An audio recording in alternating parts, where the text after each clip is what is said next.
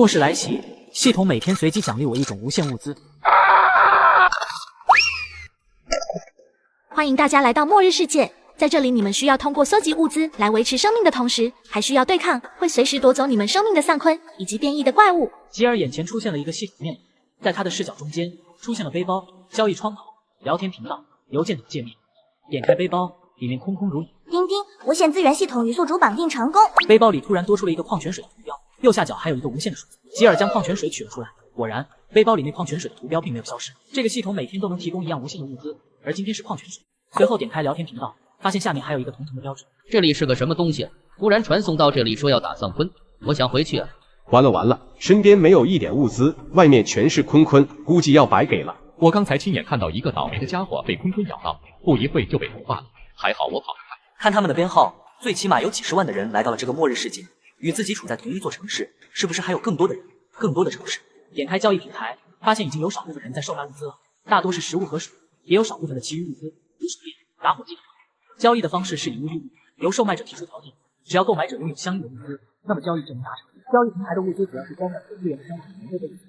也在同一时间，聊天频道不少人跑出来讨论这个编号100866是谁。卧槽，刚买的5块面包，直接就被编号100866买了，水资源这么多的吗？你这算什么？我摆的所有物资都被他一个人包了。这个编号10086不会是游戏托吧？削减我们的物资，加大我们的生存难度。很有可能，不然怎么有人一下子就有这么多物资去兑换东西？很有可能是幕后黑手。这个设定直接将他暴露在众人面前。不过幸好只有开启交易时才会显示双方的编号。他现在最缺少的就是防身的工具，别说枪支弹药，即便是一根棒球棍有没找到。不过好在今天只是第一天，生存压力还不大。随后吉尔走进厕所想要方便时，却发现马桶上有一个木箱。这就是物资吗？成功打开青铜级物资箱，获得木材石、绳子1。爆装备的喜悦感已经让他忘记来厕所干嘛了。有没有人？开门好吗？有丧坤在追我。透过缝隙往外看去，发现门外站着一个女人，但这个女人却能让他眼前一亮。光是这颜值，起码能排在他所见过的女人中第1位。你是谁？吉尔没有打开门，而是在里面问话。谢安琪满脸焦急和哀求。小哥哥，我流落在外地1天了，你先让我进来吧，给你做牛做马我都乐意。略加思索后，打开了超市大门。谢谢小哥哥。但就在这个时候，吉尔却突然出手，随后把女人抱上2楼。女人昏昏沉沉的醒过来，却发现自己已经被绳子捆得结结实实。你醒了？你想干什么？知不知道这是犯法的？吉尔忍不住大笑，自己莫名其妙来到这个随时可能得屁的世界，还讲什么犯不犯？我也没办法确定你是不是好人，只能先绑起来，然后看看你的良心好不好。王八蛋，有本事放了我，我让你好好摸摸良心。你一个阶下囚，还跟我谈条件，是不是太高估自己的魅力？说句不好听的，我现在绑着你，直接给你来一招猴子偷桃，你又能怎么样？女人咬着嘴唇沉默不语，她也清楚吉尔说的便是事实。说出你的名字和来历，兴许我高兴，就先不让你领盒饭。说完之后，女人抬头盯着吉尔好几分钟，这才开口。我叫谢安琪，是一名医生，被丧坤一路追赶，无意中跑过来的。吉尔对谢安琪的职业很感兴趣，在这末日里，有一个医生那可是生存的保障，而且在双方自愿的前提下，可以签订契约，不用担心忠诚的问题。跟着我，包你伙食，以后就是我的人了。为了放心，咱们得签订主仆契约。谢安琪也知道自己的职业所带来的优势，摇了摇头拒绝。吉尔并不急于这一时，便偷偷拿出了一个火腿肠，在谢安琪面前大快朵颐了起来。刚才忘了说了，你的良心很大。谢安琪羞红了脸，心里恨不得咬死这个可恶的青年人。诅咒你晚年不祥，浑身长满红毛。吉尔一心只想要招揽这个美女医生加入自己，但不想用强行的手段。大良心医生，你饿了吗？末世来袭，系统每天随机奖励我一种无限物资。大良心医生，你饿了没？你大可不必这样戏弄我。吉尔偷偷拿出一瓶水，递到谢安琪嘴边。谢医生，我是真的想请你加入，1日3餐绝对不会少，而且我会保证你的安全。口渴已久的谢安琪顾不上回答，拼了命似的将水喝下去。你给我喝柠檬水，是想让我更饿吗？这就是你对我的诚意。谢医生，柠檬水可是我最喜欢喝的饮料了，库存也不多，这都拿出来给你喝。不过你要是觉得饿了，只需要你答应我的条件，我立马就能让你饱餐一顿。他知道眼前这个男人就是在戏耍自己，逼迫自己臣服。我就是恶嘎，从这跳下去被丧坤吃掉，也不会吃你的一点东西。要不好歹也是丰富蛋白质。滚！看来一时半会是不会主动屈服了，只能先饿他几天看看情况，实在不行就扔下去喂坤坤了。在这样一个末世，吉尔可没打算留着一个没有价值的累赘，若是平时，可能还会遐想。你用这个眼神盯着我，你想干什么？这句话好像是在质问。我可不至于在物资紧缺的时间段耗费大量能量。第二天清晨，哟，国宝也被拖来参加末日求生了。只见谢安琪坐在地上，脸色铁青，大大的黑眼圈围绕着他的眼。很显然，对方一夜未眠，这一切都在吉尔意料中。饿了吗？要不吃个早餐？偷偷拿出三明治递到谢安琪嘴边，闻到三明治的香味，胃不自发的反应出咕噜咕噜的叫声。但他强忍着，将头拧向另一边。好，有骨气。随后吉尔点开了背包，系统准时发放了今天的物资，无限量的9毫米子弹。但他也很快冷静下来，毕竟要找到适配弹夹的枪支，可不是那么容易。思考了一会，便点开交易平台开始扫。一个上午过去，虽然收获颇丰，但还是没有看到他期望中的那些东西。午餐时间，吉尔站在谢安琪面前吃着炸鸡，突然停下，发出感慨：“好香啊，这炸鸡就是有点咸了。”你吃东西就吃东西，能不能别在我面前吃？可以，但没必要。谢安琪也不争辩，而是选择老实闭上双眼。这个炸鸡太腻了，算了，拿去丢掉吧。谢安琪听见东西扔进垃圾桶时，下意识睁开双眼。你这是在暴殄天物，你知不知道你在做什么？你要是想吃，我给你一份就好了，我还有很多。谢安琪没有说话，继续闭目养神，打开聊天频道。经过第一天的洗礼，已经有不少人适应了末日的节奏，有很多人已经开始出门搜集物资，甚至有的人已经击杀丧坤。当然，更多的人成为坤坤嘴里的人。出一把 P92手枪，有没有人收的？私聊代驾，绝了！别人第2天就摸出手枪，我尼玛手里就一把剃须刀。吉尔当即私聊这位玩家：“兄弟，东西还在吗？说说你的条件。”很快，那位玩家回复了：“东西还在，我要100瓶水和100份食物，类型不限。”太贵了，现在搜集物资很难，能保证不饿嘎就很厉害了。而且你这枪子弹也用光了吧？那你可以出多少？最多10瓶水，10块面包。这一次，对面等了很久都没有来，吉尔的心也随之提了起来。就在他犹豫要不要加点价的时候，行吧，就当交个朋友。吉尔握着沉甸甸的 P92手枪，对着边上的丧尸立住，但在火力覆盖下，还是有几只坤坤脸。终于不用害怕了。经验值加4，距离升级还需要96点经验。在获得经验之后，界面上出现了个人信息的选项，点进个人信息，可以清楚的看到自己的身体数值。在个人数据下方有个注释，每当玩家升级后，会有数值的随机分配提升。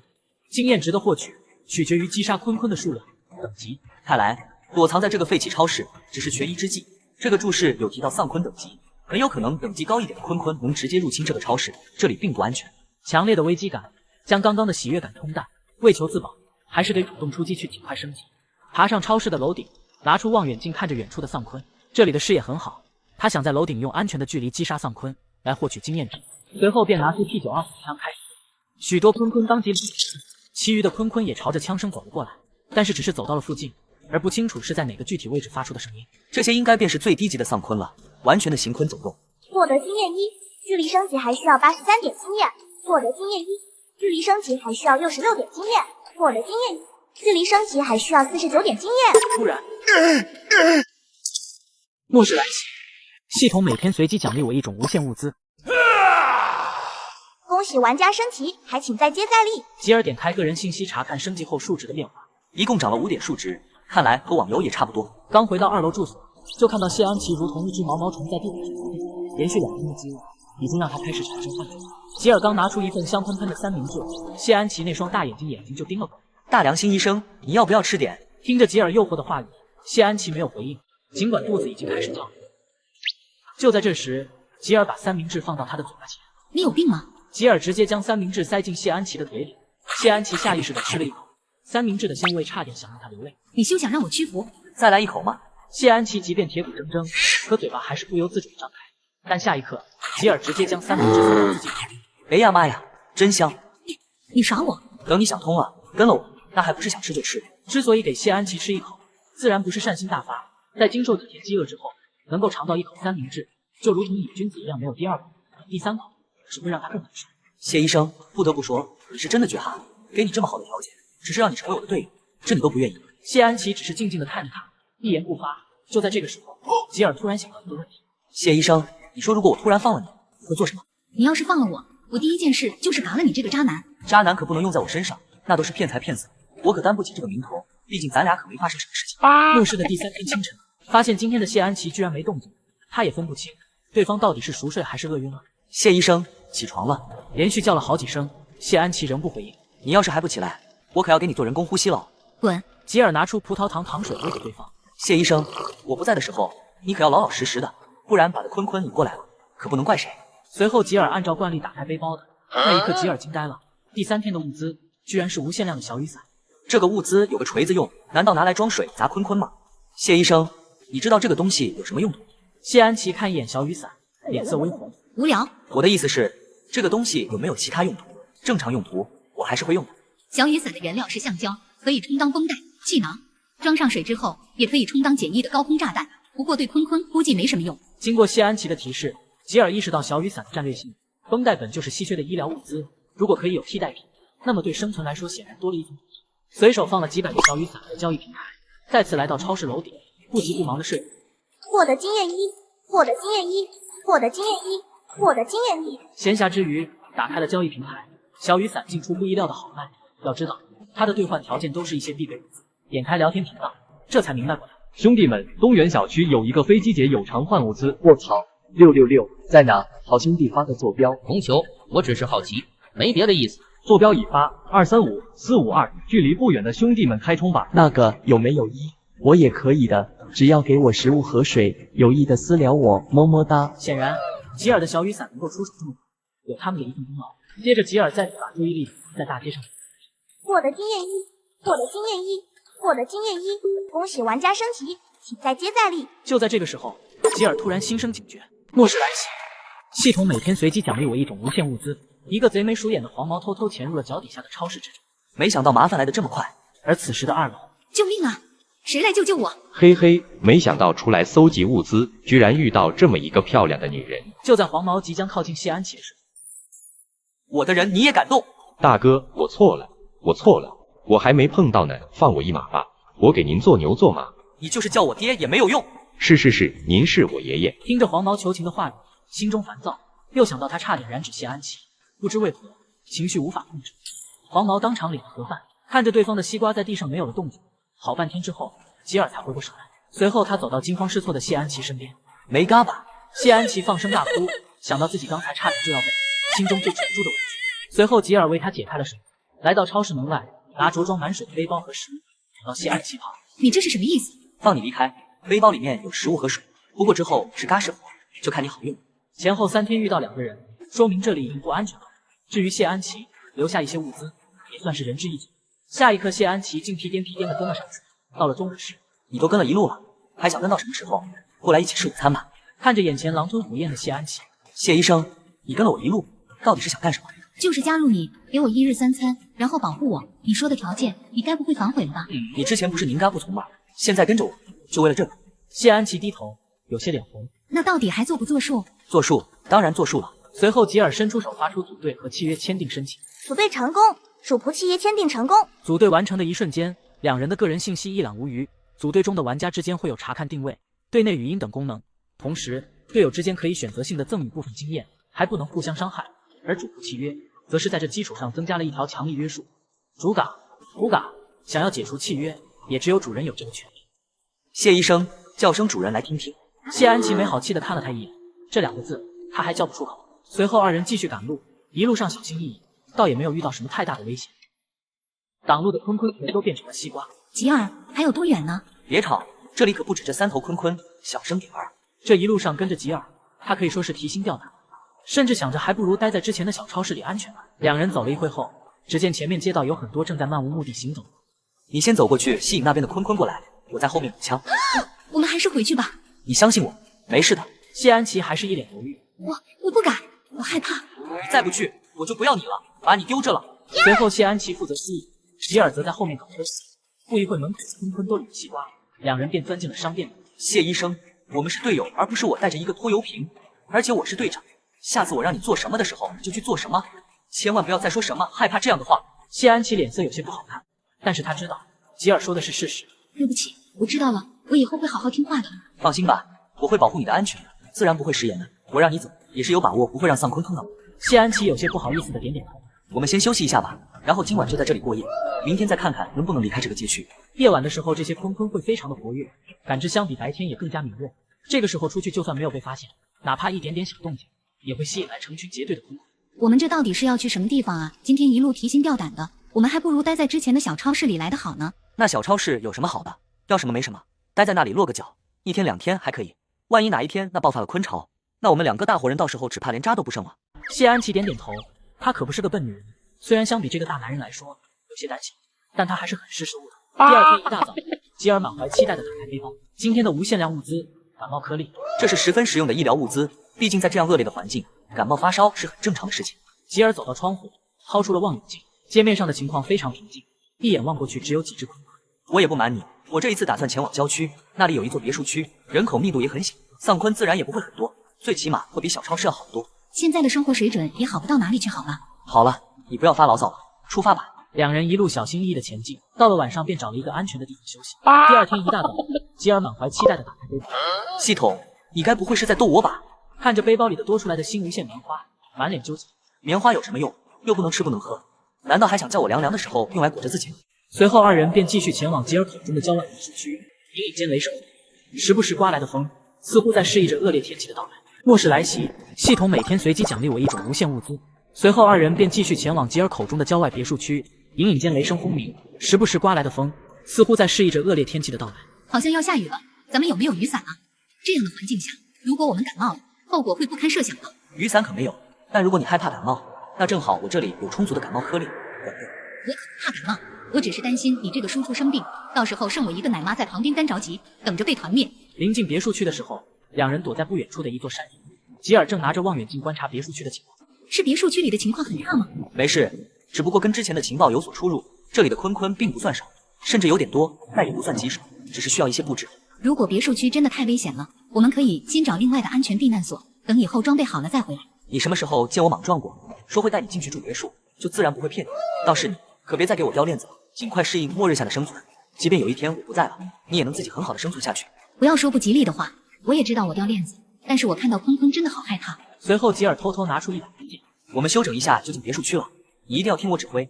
这把弓箭给你自保，你先拿去练习一下吧。不一会谢安琪。好了，我们出发吧，你在后面跟着我。看这个天气，很有可能会下雨，我们速战速决。两人一前一后走了一步，可以啊，没想到谢医生你还有这么强的射击天赋。你没事吧？刚才吓死我了，刚发现鲲鲲的时候，你正好在旁边，我好怕射中你。这时候，别墅区的外围却传来声响，放箭射嘎他们，冲进去占领一座别墅以后，鲲鲲对我们的威胁就不大了。没想到别墅区也有其他玩家进来了，不过正好可以让他们吸引大多数鲲鲲的注意。其中不少的鲲鲲已经朝着吉尔走了过来，吉尔直接将手雷丢到鲲鲲们中间。卧槽，那边也有玩家，而且还有手雷弹，这有什么稀奇的？我们不也有一颗手雷吗？我估计他们只有一颗。而吉尔这两老六趁着他们和鲲鲲火拼，自己却偷偷溜进了别墅区。尊敬的玩家，检测到该避难所目前属于无主状态，您是否要接管？吉尔点点头。谢医生，我们可以在这里住很长的一段时间了，你也可以把这里理解成我们在这个末日世界的家。江哥，我们这次损失惨重，弟兄赶了一半，更重要的是，我们的战斗物资已经没了。都怪情报有误，说什么别墅区丧鲲少，结果我们草率从正面进攻，大半别墅区的丧鲲都给我们打完了，这下确实是少了。天空中突然劈下一道雷电，大雨倾盆而下。此时的聊天频道早已炸开了火。对气，刚才以为下雨有水喝，接了一桶水，结果显示是酸雨。非但如此，伸手触碰酸雨还会被灼烧，疼死我了！我这才刚要接水呢，万一哪天真没有水滋了，煮开的酸雨比山泉还甜。我现在倒是觉得有些冷啊，这个雨得下到什么时候？如果下一天，我在野外能被冻死。我这个小破屋四面漏风，我感觉我已经要感冒了。这场酸雨下来，空气瞬间下降，你感觉冷吗？谢安琪老实点，确实如此。升级过的吉尔都能感受到一丝寒意，更别说谢安琪还未升级且还是个柔韧。正想着要不要点火去，我去，这不巧了吗？今天的无限量棉花可以用来做棉被啊！做不了太暖和的结实棉被，但往布料塞满棉花，对吉尔来说一点也不难。你等一会儿，我给你变个魔术。很快，他将棉布和棉花取出。谢安琪看着满地的棉花和布料，一脸惊诧。吉尔，你怎么会有棉花呀？而且还这么多？当然是在交易平台交换的啊！谢大医生，你要是想快点盖棉被，就帮我把布料缝起来。绣花针我可用不习惯。吉尔，棉被我都弄好了。但只有一个房间，今晚只能凑合了。算了，我今晚在沙发就行了。你脸红什么呀，谢医生？谢安琪愤愤地离开了。哼了一声，吉尔的脑子也在这时候重新运转，后悔不已。随后打开聊天频道，我不爽，你们也跟着一起不爽吧。系统每天随机奖励我一种无限物资，你们也跟着一起不爽吧。吉尔发送刚刚那堆棉花的相片，都没有被子吗？我这棉花多得，都用不完，我还以为大家都有呢。我操，你怎么会有棉花这种东西啊？10086，有种把你坐标发出来，我过去找你喝喝茶。我正好有几床多出来的棉被，你们要不要？我挂在交易平台了。吉尔当即把棉被挂上交易平台，但交易条件苛刻，只接受战斗物资，这无异于天价。你那是人干的事，你不如去抢啊！这么多战斗物资换一张破棉被。你可以不换啊，反正我又不挨冻。不过看样子，这场雨短时间内不会停下来了。家人们，我们一起抵制，让它卖不出去，留着过年吧。对，就是动感，也绝不会买这破棉被。棉被怎么被买了一张？实在不好意思啊，棉被是真的吗？兄弟姐妹们，你们继续抵制，我先撤了。虽然在聊天频道上惹得不少人眼红，但他还是成功将几床棉被交易出去，换取了大量的战斗物资。紧接着，吉尔又上架了一些感冒药。兄弟们，我刚上架了一些感冒颗粒，价格实惠，你们总不想拖着病体跟坤坤打仗吧？不少已经感冒的玩家看着仍是需要战斗物资兑换的感冒药，心中虽然腹诽不已，但还是得硬着头皮交易。10086山不转水转，你给我等着。等我感冒好了，我一定要把你的骨灰给扬了。吉尔的背包里也充斥着大量的战斗物资，弓弩16把，弓箭610支，燃烧瓶26个，手雷10颗，铁质捕兽夹28个。突然交易平台多了一个金色的数字，点开一看，壁垒围墙设计图纸，本图纸为交易平台第一件黄金级图纸，将会通过拍卖形式出售。之前还在担心别墅区里如何躲避坤坤的入侵，如果有了这个壁垒围墙，就不用担心这个问题。这一次我势在必得。聊天频道内不少人眼红不止。怎么可能？这肯定是骗人的。我还没见过有人运气爆棚到这个地步。怎么救啊？我好酸啊！是啊，怎么可能有人会开到这样的好东西？如果找到了一个庇护所，开启围墙，那丧坤是什么东西？我直接挡在外面。卧槽，他摆上拍卖程序了，不过好贵，起拍价要1000件必须生活物资，每次加价最少50件，买不起。另一个别墅区内，一个壮汉和一群人聚集在一起。壁垒围墙，我要定了，谁跟我牛自强抢，我就干嘎他。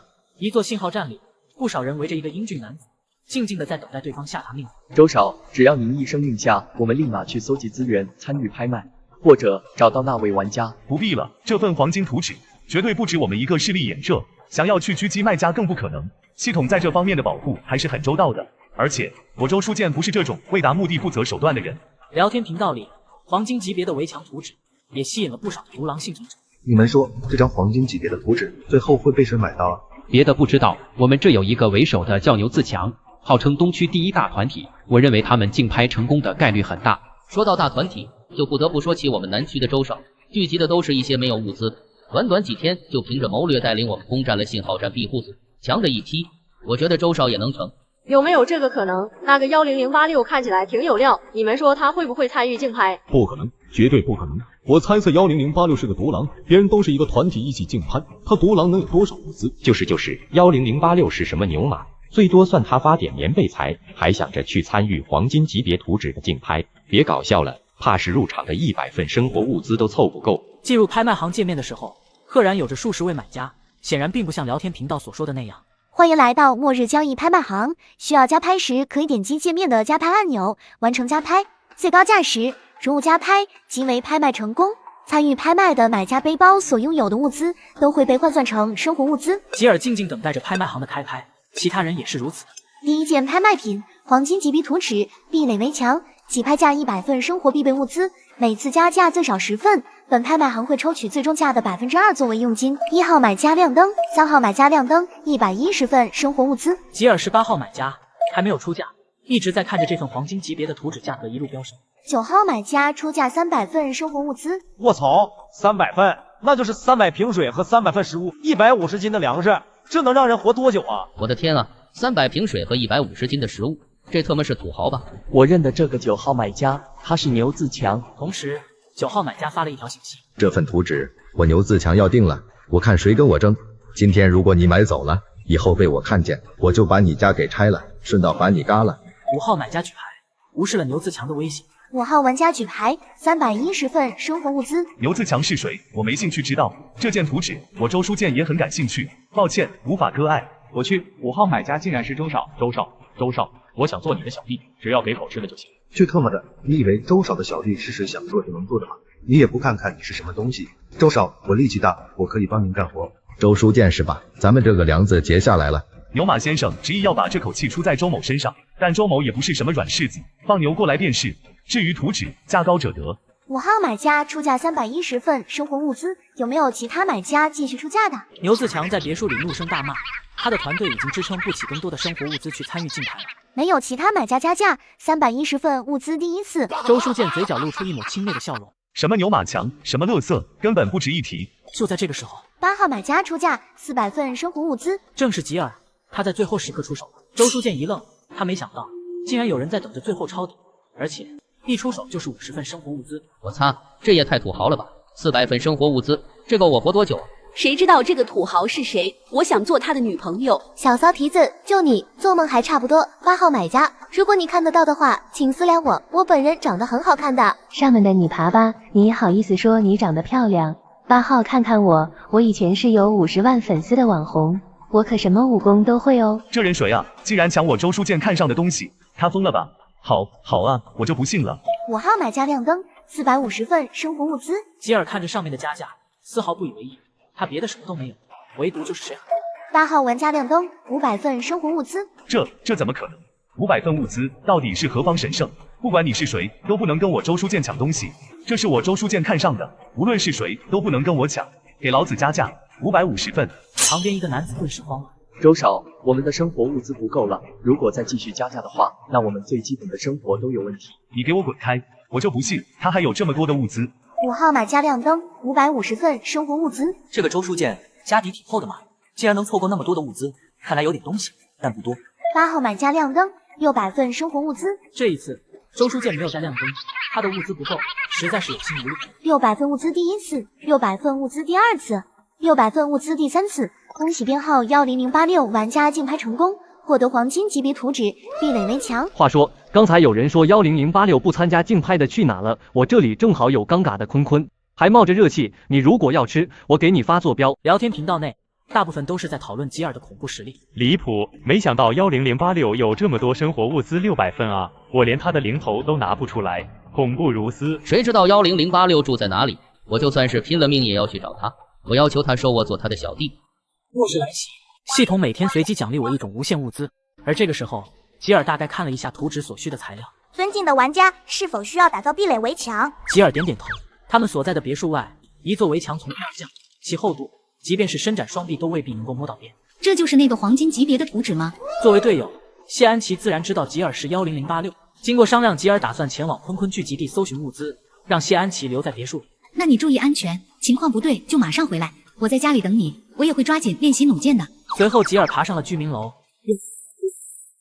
而楼下也因为他的枪声吸引来一堆练习2年半的坤坤了。正好趁这一次，可以好好的练习自己的枪法。获得经验1，获得经验1，获得经验1，获得经验1。大概过了半小时后，恭喜玩家升级，还请再接再厉。吉尔休息一会便下楼了。大力金坤腿。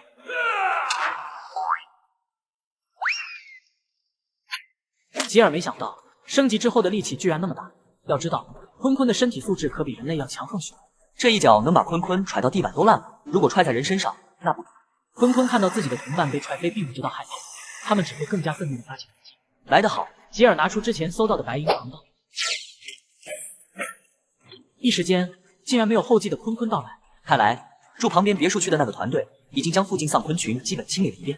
吉尔目前最担心的就是住在旁边那一伙人，万一他们翻梯子爬过来，壁垒围墙会不会阻止？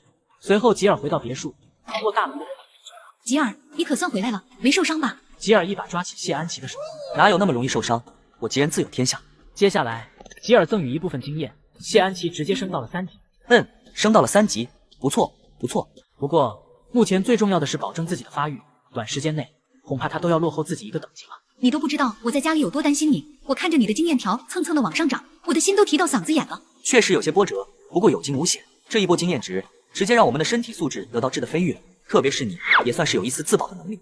谢安琪算是发现了吉尔特别喜欢揉他的头发，不过他也不反感，只是有些好奇。吉尔，你怎么这么喜欢摸人家的头呀？怎么不揉你的头发？难道你希望我揉你那大大的良心吗？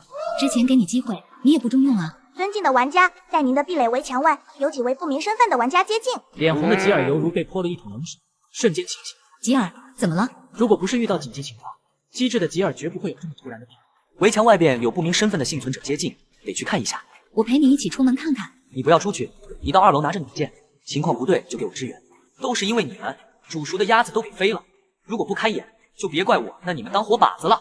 隔着围墙，吉尔大喊：“外面的人，不管你们有什么目的，再靠近我的避难所，那就别怪我不客气了。”外面有一个身材火辣的女人，带着几个小弟。好哥哥，开门，我是隔壁团队的小倩，是队长派我过来和你洽谈的。如果是组队的话，没兴趣，你请回吧。好哥哥，你先别急着拒绝，让人家先进来吗？不一会，吉尔便把门外的女人放了进来。这等货色放在以前，兴许他还会，但与谢安琪朝夕相处这么多天，他的眼光在短短几天直线上升。哇，小哥哥，这就是黄金级别图纸吗？看来你就是10086呢。最担心的事情就是这个壁垒围墙的建成，江凯这团队肯定第一时间就知道了他的身份。怎么，你们团队就只对我这个身份感兴趣吗？小哥哥，看你说的多见外啊，说不定我们还有机会成为队友呢。不打算请我进屋子里坐一坐吗？吉尔看着小倩，一时摸不准他到底想干嘛。末世来袭，系统每天随机奖励我一种无限物资。不打算请我进屋子里坐一坐吗？吉尔看着小倩，一时摸不准他到底想干嘛。来者是客，既然你们团队展示了诚意，我也不会小气。来，请进。另一处别墅里，江凯等人收到了小倩发来的团队信息，已经成功进入10086的避难所，开始侦查情况。我很好奇，你们知道我的身份以后，还有什么底气来找我入伙？想必之前你也看到我们剿灭别墅区的丧坤群，这可不是随随便便一个团队可以做到的。吉尔点点头，这个我承认，你们的实力我看在眼里，的确很强。若是之前，他还不会对江哥团队的实力有多么深刻的认知，直到自己出去独自狩猎坤坤，他才意识到江哥的团队实力很强。虽然我们在清剿坤坤的时候嘎了一半的人，但我们还会继续发展回来。假以时日，我们完全可以成为称霸一方的大团体。到时候，团队里的每一个人都能享受到巨大的好处。你们应该知道，既然我一个人能拿出几千份的生活物资去购买壁垒围墙，你觉得我需要加入你们的团队吗？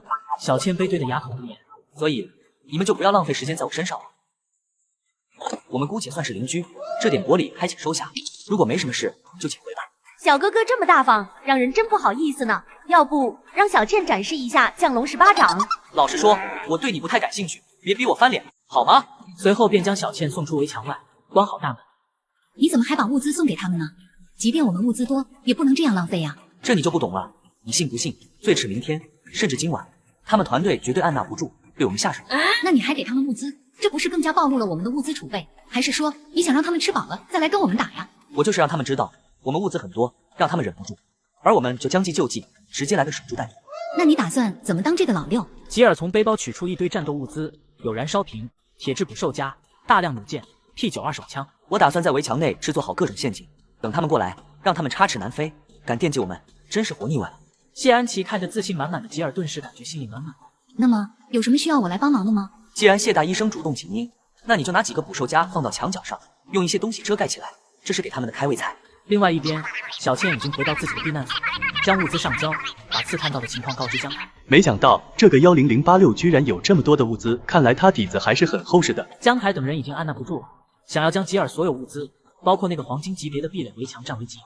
大哥，不用犹豫了，这个10086的物资绝对够我们团队吃上好久了。而且再拖几天，还不知道我们这个别墅区会不会来一些其他的团体。江哥，事不宜迟，今晚趁着夜黑风高就动手吧。江凯 CPU 快速的转动了一下，最终还是贪欲战胜了理智。干了，今晚直接去把10086的老巢端了。吉尔看着围墙里布置好的陷阱，这2天就做一回守株待兔的农夫吧。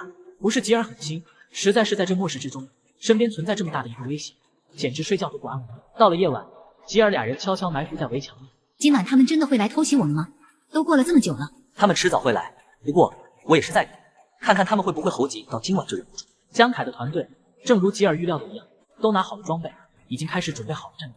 大哥，咱们人这么多，待会一鼓作气冲进10086的屋子里，打他们一个措手不及。是啊，这一次10086算是栽在我们手上了，叫他这么张扬，也不能怪我们心狠手辣。随后，趁着夜色，江凯带着几人悄无声息的来到吉尔的别墅边上。围墙里的吉尔收到系统提醒，说曹操就到，他们已经到壁垒围墙边上了。此时，江凯已准备好的加长爬梯和绳子，这是他们特地用为数不多的生活物资兑换的。末世来袭，系统每天随机奖励我一种无限物资。很快，江凯等人全部都翻进吉尔的围墙里。这10086的警惕性竟然如此之低。壁垒围墙挡住桑坤还可以，但对幸存者来说，能够使用物资道具，简直形同虚设。江凯右手一挥，做了一个向前进的手势。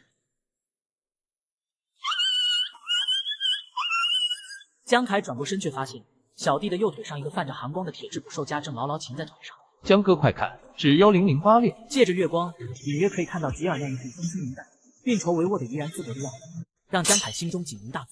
不好，快撤！原以为吉尔是疏于防范，可以任由自己得捏，却没想到人家已经等候多时。随后是痛痛的爆炸来造成暴力，将他们围在了一起。各位，来都来了，别急着走啊！一名小弟突然惨呼一声，西瓜掉了出来。他有枪，又是一个西瓜。10086，如果你还是个男人，就给我出来！放暗枪算什么本事？喂！又是一枪打在腿上，随后吉尔才缓缓地走了出来。江凯倒也硬气，或许是自知没有生还的可能，放着狠话：干你们的！你要嘎就嘎，磨磨唧唧。恶人先告状这一招，你倒是用的不差。明明是你们对我不怀好意，我不过是奋起反击罢了。算我看走眼，栽在你头上，给我来个痛快吧！怎么，你不打算试试说服我？万一我会放你一马呢？即便我求饶，你会放过我吗？那确实不会。斩草不除根，春风吹又生，放虎归山，那不是傻子吗？吉尔举起 P92，对准了江凯，明知自己没有活下来的可能，但面对死亡时，他还是害怕了。江凯诧异地看向吉尔，同时内心不可遏制地冒出一个激动的念头：难道他打算放过自己？就在这个时候，江凯的西瓜突然掉了出来。不好意思啊，刚才打歪了。解决了迫在眉睫的心头大患，吉尔松了一口气。第二天一大早，这一次守株待兔，让吉尔的战斗物资缩水不少。虽然他有无限量的水可以去换战斗物资，但问题的关键在于交易平台的物资跟不上他的消耗。如果哪一天系统给我发无限阿卡47或者无限的燃烧瓶，那就直接起飞了。想到无限物资，吉尔连忙打开背包，今天的物资是红酒。喝酒的话，总感觉少了点什么。随后从背包取出几份鸡爪，并发到聊天频道。如果有啤酒就舒服了。对了，还有酒鬼花生，兄弟们，如果搜到酒鬼花生，记得上架啊！要知道，现在就连普通的物资，很多人都是吃一顿饿一顿，更别说什么啤酒、酒鬼花生这些奢侈的零食了。10086，你过分了！大家都还没填饱肚子，你就发这些图片炫耀，居心何在？就是，我都快饿嘎了，要不你就发善心送给我一些物资。对呀，自己吃饱算什么本事？有种你就送物资给我们啊，让我们也吃饱。可以啊，你叫我一声爸爸，我就给你一份物资，不然别比比。10086，你太特马狂妄了。那个爸爸能给我一份水吗？你们有没有发现，这酒好像是罗曼尼康帝？什么罗曼尼康帝？能说点别人能听懂的吗？罗曼尼康帝就是法国那边的顶级葡萄酒，很贵很贵。他们没有想到，吉尔发的这瓶居然是这么名贵的顶级红酒。没想到系统居然会给这么名贵的红酒，如果在现实，可以说是瞬间身价飙升了。可惜这是末日世界。10086，你卖酒吧，这么多天没喝，可是馋死我了。你要是愿意，价格好说。周书见此时也在看着聊天频道，他的手里正端着一只高脚杯。若是在以前，罗曼尼康帝对他来说毫不稀奇。凭什么他还能在末日世界喝到罗曼尼康帝？交换物资，想要酒的，想要鸡爪的都可以，我只要战斗物资。直接笑死！你以为还像上次棉被那样吗？那是因为天气的不可抗力，不得不被你坑。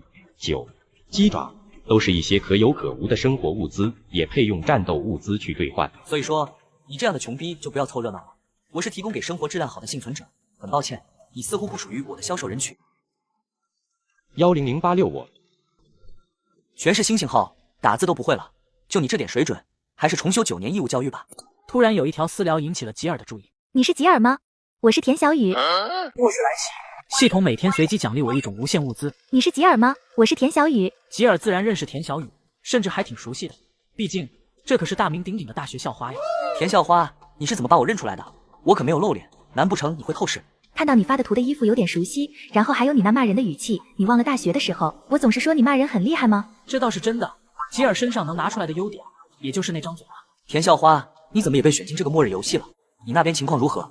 我现在过得还行，勉强能够吃饱吧。对了，你猜我在这里遇见了谁？谁啊？咱们班上同学这么多，我可猜不出来。我们班上的张子豪，你还记得吗？我现在就跟他在一块组队。他自然记得班上这个富二代，而两人之间也有过节。你现在和张子豪是在一起了吗？这倒没有，只是在这样的一个环境下，我总得找个帮手。张子豪怎么说也是大学4年的同学了，相对来说可以信任一些。看着田小雨的话，莫名的松了一口气。依稀记得田小雨可是母胎 solo， 现在没有便宜了张子豪，也算是个好消息。对了，你突然来找我，不会真就是为了认亲吧？咱俩可是老同学了，可不要见外啊！真是什么都瞒不住你。其实我是带有一点私心啦，我想跟你买一些物资，价格好商量。吉尔早就猜到田小雨就是为了物资而来，毕竟几乎所有人都知道他从来不缺食物和水。如果田小雨不识好歹，直接索要，吉尔肯定会直接拉黑。没问题啊，你把想要的物资发给我看看，我再考虑一下需要什么来兑换。谢谢你。其实我也没想要其他的，就是水和食物，还有一床被子，免得下次下雨又挨冻。这些都不是问题，你就拿一些木材、钢筋、水泥之类的建筑材料跟我兑换吧。相比生活物资，建筑物资的搜集并没有这么困难。这些建筑物资来换你的生活物资，是不是太让你吃亏了呀？我正好有一些建筑图纸罢了，没有什么亏不亏的，大家各取所需哈。谢谢你，吉尔。对了，你现在的坐标方便发给我看看吗？我看看离得远不远。张子豪这个狗东西，吉尔可是一直恨之入骨，以前没机会，现在却是天赐良机，早晚把他收拾一顿。田小雨也没多想，分享了当前自己所在的位置坐标，差不多100公里。吉尔无奈地叹了一口气。田大校花，有些话我觉得我说了不太合适，但我还是想劝你，小心提防张子豪，他这个人不是什么好东西。目前这个阶段，想要突破100公里丧坤的阻碍，明显不太现实，只能便宜张子豪，让他多活几天了。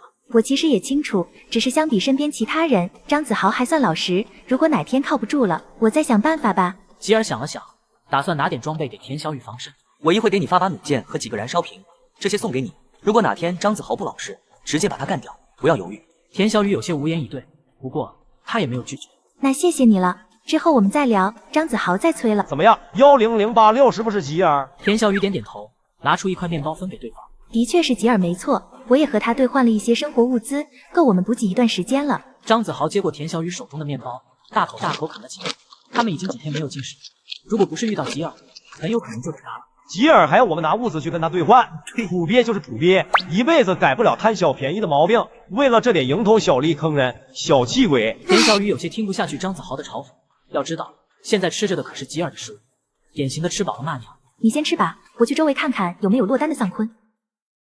田小雨，你给我等着，我一定要把你征服。我手上有一份黄金级别物资箱情报，有没有大佬想要的？代价私聊我，价高者得。空口白条谁不会说，骗完就拉黑，10几年前的套路了。就是啊，你好歹发个图片，或者带别人去看看吧，不然谁敢买你的情报？照片上是一个大仓库，门口有个泛着金黄色光芒的物资箱。怎么样，这下相信了吧？我不过是卖个坐标换点物资罢了。还真是黄金级别的物资箱啊，不知道能开出什么好东西。反正不会太差，你想想之前拍卖的壁垒围墙就知道了。这个阶段的黄金级别物资简直就是神器。吉尔对这样的物资自然很感兴趣，而且他也是少数可以给出高价的幸存者。心动不如行动，吉尔当即私聊这位玩家。铁子，情报还在吗？物资不是问题。我要的物资很多。我说了，物资不是问题。那我要100份生活物资，水、大米、面粉、饼干都可以。这份情报的价格的确高昂，要知道这只是一份情报，可不意味着板上钉钉属于自己的。好，100份就100份，你发坐标给我，明天我去验证，属实就给你发物资。我先发10份，当做保证金。随后吉尔和谢安琪商量了这件事情。谢安琪听完以后略加思索，我觉得这个很大可能就是个陷阱，没必要以身犯险。如果那个人发的图片是假的，或者在其他位置，你一个人贸然前往，真的很容易出事。吉尔点了点头，其实他也是往这个方向去设想的。在这个危险的世界，不能把人想得太好。安琪，你和我想说的都差不多。这个坐标不论真假，会有人盯上我那是9成9的事情。但是黄金级别物资箱的诱惑力实在太大，你也知道这份物资的战略意义，它值得我去铤而走险。可是真的太危险了，我很担心你。没事的，一旦有什么情况，我会及时撤退。而且单论战斗力，我可不怕谁。可惜我帮不上什么忙，如果有充足的战斗物资和医疗物品，我就跟你一同随行了。你前期就先好好在家里待着，在周边布置好我给你的那些陷阱，多练练弩箭的精准度。等我在外边收集到足够的战斗物资，以后你想不跟着出去，我都得拉着你。翌日早晨，吉尔满怀期待打开了背包，今天的无限量物资是汽油，他最担心的战斗物资补给跟不上，现在得到了解决，有了汽油，他就相当于有了无限的燃烧品。告别谢安琪后，吉尔飞速前往目的地。目前的身体素质，奔跑5公里只要补充1个馒头，就一点都感觉不到累。很快，他就到了那个坐标地点附近，拿出望远镜，看向之前在照片上就已经见过的仓库。门口的箱子确实隐约泛着金黄色光芒，但持续不断的砰砰吼声，让人胆颤心惊。看来他提供的坐标情报还是准确的。不知道为什么，总感觉后面有人在跟踪自己。吉尔加快脚步，迅速躲到一棵大树后，藏匿了自己的身影。果不其然，刚刚藏好，就有人走了过来。一个长相精致、身形娇小的女人，但从外表上看，这就是俗称的萌妹子。既然你不仁，那就怪我不义了。吉尔甩出几个燃烧体，女人瞬间被腐蚀为止。喂，你是谁？老实交代，不然我就交代在这了。10086，我是353345啊。我是担心你找不准坐标，所以才特意赶过来，想要跟你说清楚的都是误会。你可别装了，你这种小雷萝莉对我没有作用，赶紧老实交代，我能饶你一命，我说到做到。编号353345的咬牙，她明明是可爱型美女，居然成了吉尔口中的小雷萝莉。我叫白雪，编号你也知道了，353345，我卖给你坐标，只是想着你帮我探路或者引走坤坤，我可以坐收渔翁之利。可惜遇到了奸诈狡猾的吉尔。不过让他不明白的是，白雪胆子怎么这么大，居然敢一个人跟踪自己。白雪是吧？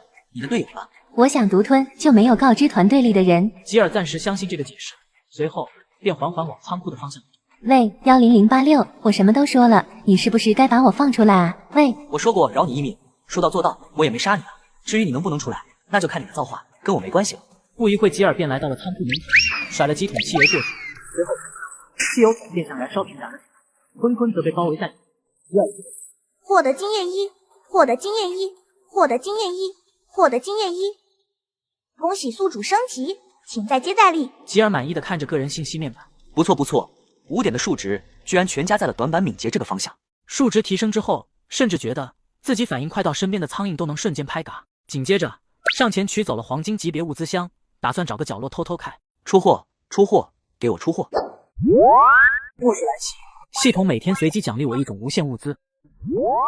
成功打开黄金级物资箱，获得汽油发电机1，精致的面包50个，纯净水99瓶，铁打1部。吉尔惊呆了，他没想到黄金级别的物资箱居然有汽油发电机，更让他惊喜的是，还有一台车。到了不远的吉尔轻轻一声喊了，别墅里的谢安琪吓了一跳，连忙跑上2楼阳台，拿着弩箭，看情况不对就要射击。直到吉尔将头伸出车窗，谢安琪这才心气跑下楼，打开壁垒围墙的大门。你这出门一套，怎么还搞到了一台车？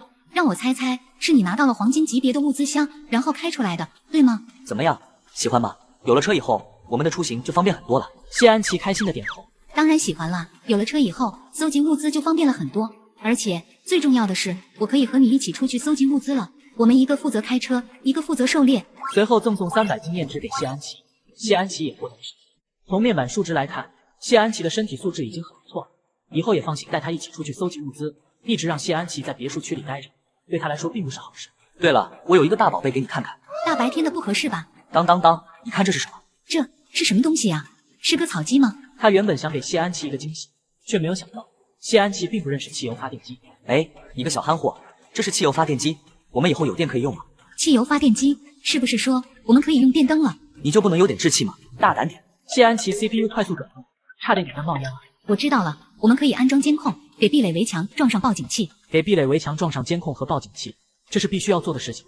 不过这些并不是吉尔想要的答案。你就没想着，有了汽油发电机之后，我们就可以用热水器好好洗个澡？谢安琪确实没有往这个方面去考虑，毕竟水在末日世界里面可是十分宝贵的生存物资。能发电也得有水才能洗澡啊！拿珍贵的水资源去洗澡，太浪费了。咱们的水管够，这一点你不用担心。不过也不能太浪费，以后咱们3天洗一次澡。随后吉尔来到电警房，拿出汽油吨吨吨的向发电机里面。像这样的大型发电机，一般情况下也足够使用好长一段时间。在末日世界用电的地方不是很多，不过吉尔可没打算节约用电。汽油发电机用的是汽油，而他最不缺的就是汽油。接着又来到楼顶，往蓄水池里不停地倒进矿泉水，这将是他们之后用来洗澡的储藏用水。警告！警告！有人试图攀爬围墙，请及时处理。不要在我家门口偷偷摸摸的，马上离开，否则别怪我动粗了。围墙外的几个幸存者吓了一跳，没想到这栋别墅居然有监控，随后便丫的，别人现在都能通电了吧？我也想吹吹空调。干脆咱们今晚去搞一手。那个监控怎么解决？监控也会有死角，我看别墅后面那里该看不到，我们从那边爬进去，偷偷潜入，干掉里面的人。嘿嘿，那别墅不就是我们的了吗？他们这个团体在原先世界里就是一个盗窃团伙，莫名其妙来到这个末日世界后，他们也没有分开，直接汇聚在一起。只可惜运气有点背，总是搜集不到物资，到现在团队甚至都做不到一人一把刀。等到了半夜，这个盗窃团伙悄悄来到之前所说的那个别墅死角，不过他们还是低估吉尔对这栋别墅的掌握。既然你们动机不纯，那我动起手来就可以心安理得了。不一会，团伙从死角绕到大门，瞬间被打开了。这个盗窃团伙确实有点不可。故事来袭，系统每天随机奖励我一种无限物资。当他们进到别墅时，突然开灯，但随后就发现对面只有2个人，他们相互对视一眼，竟是打量着吉尔和谢安琪。这个女的交给我。就你那变态想法，可别把人搞嘎了。紧接着，瘦子直接爆了装备，随后的人也跟着爆了装备。很快，对方只剩下一个腿被打断了。不必可怜他们，想想如果我不在你的身边，你觉得你的后果会如何？谢安琪自然清楚，如果没有吉尔，那么今晚等待他的会是什么？随后缓缓举起弓箭，但明白是一回事，真动真格的，还是有些下不去手。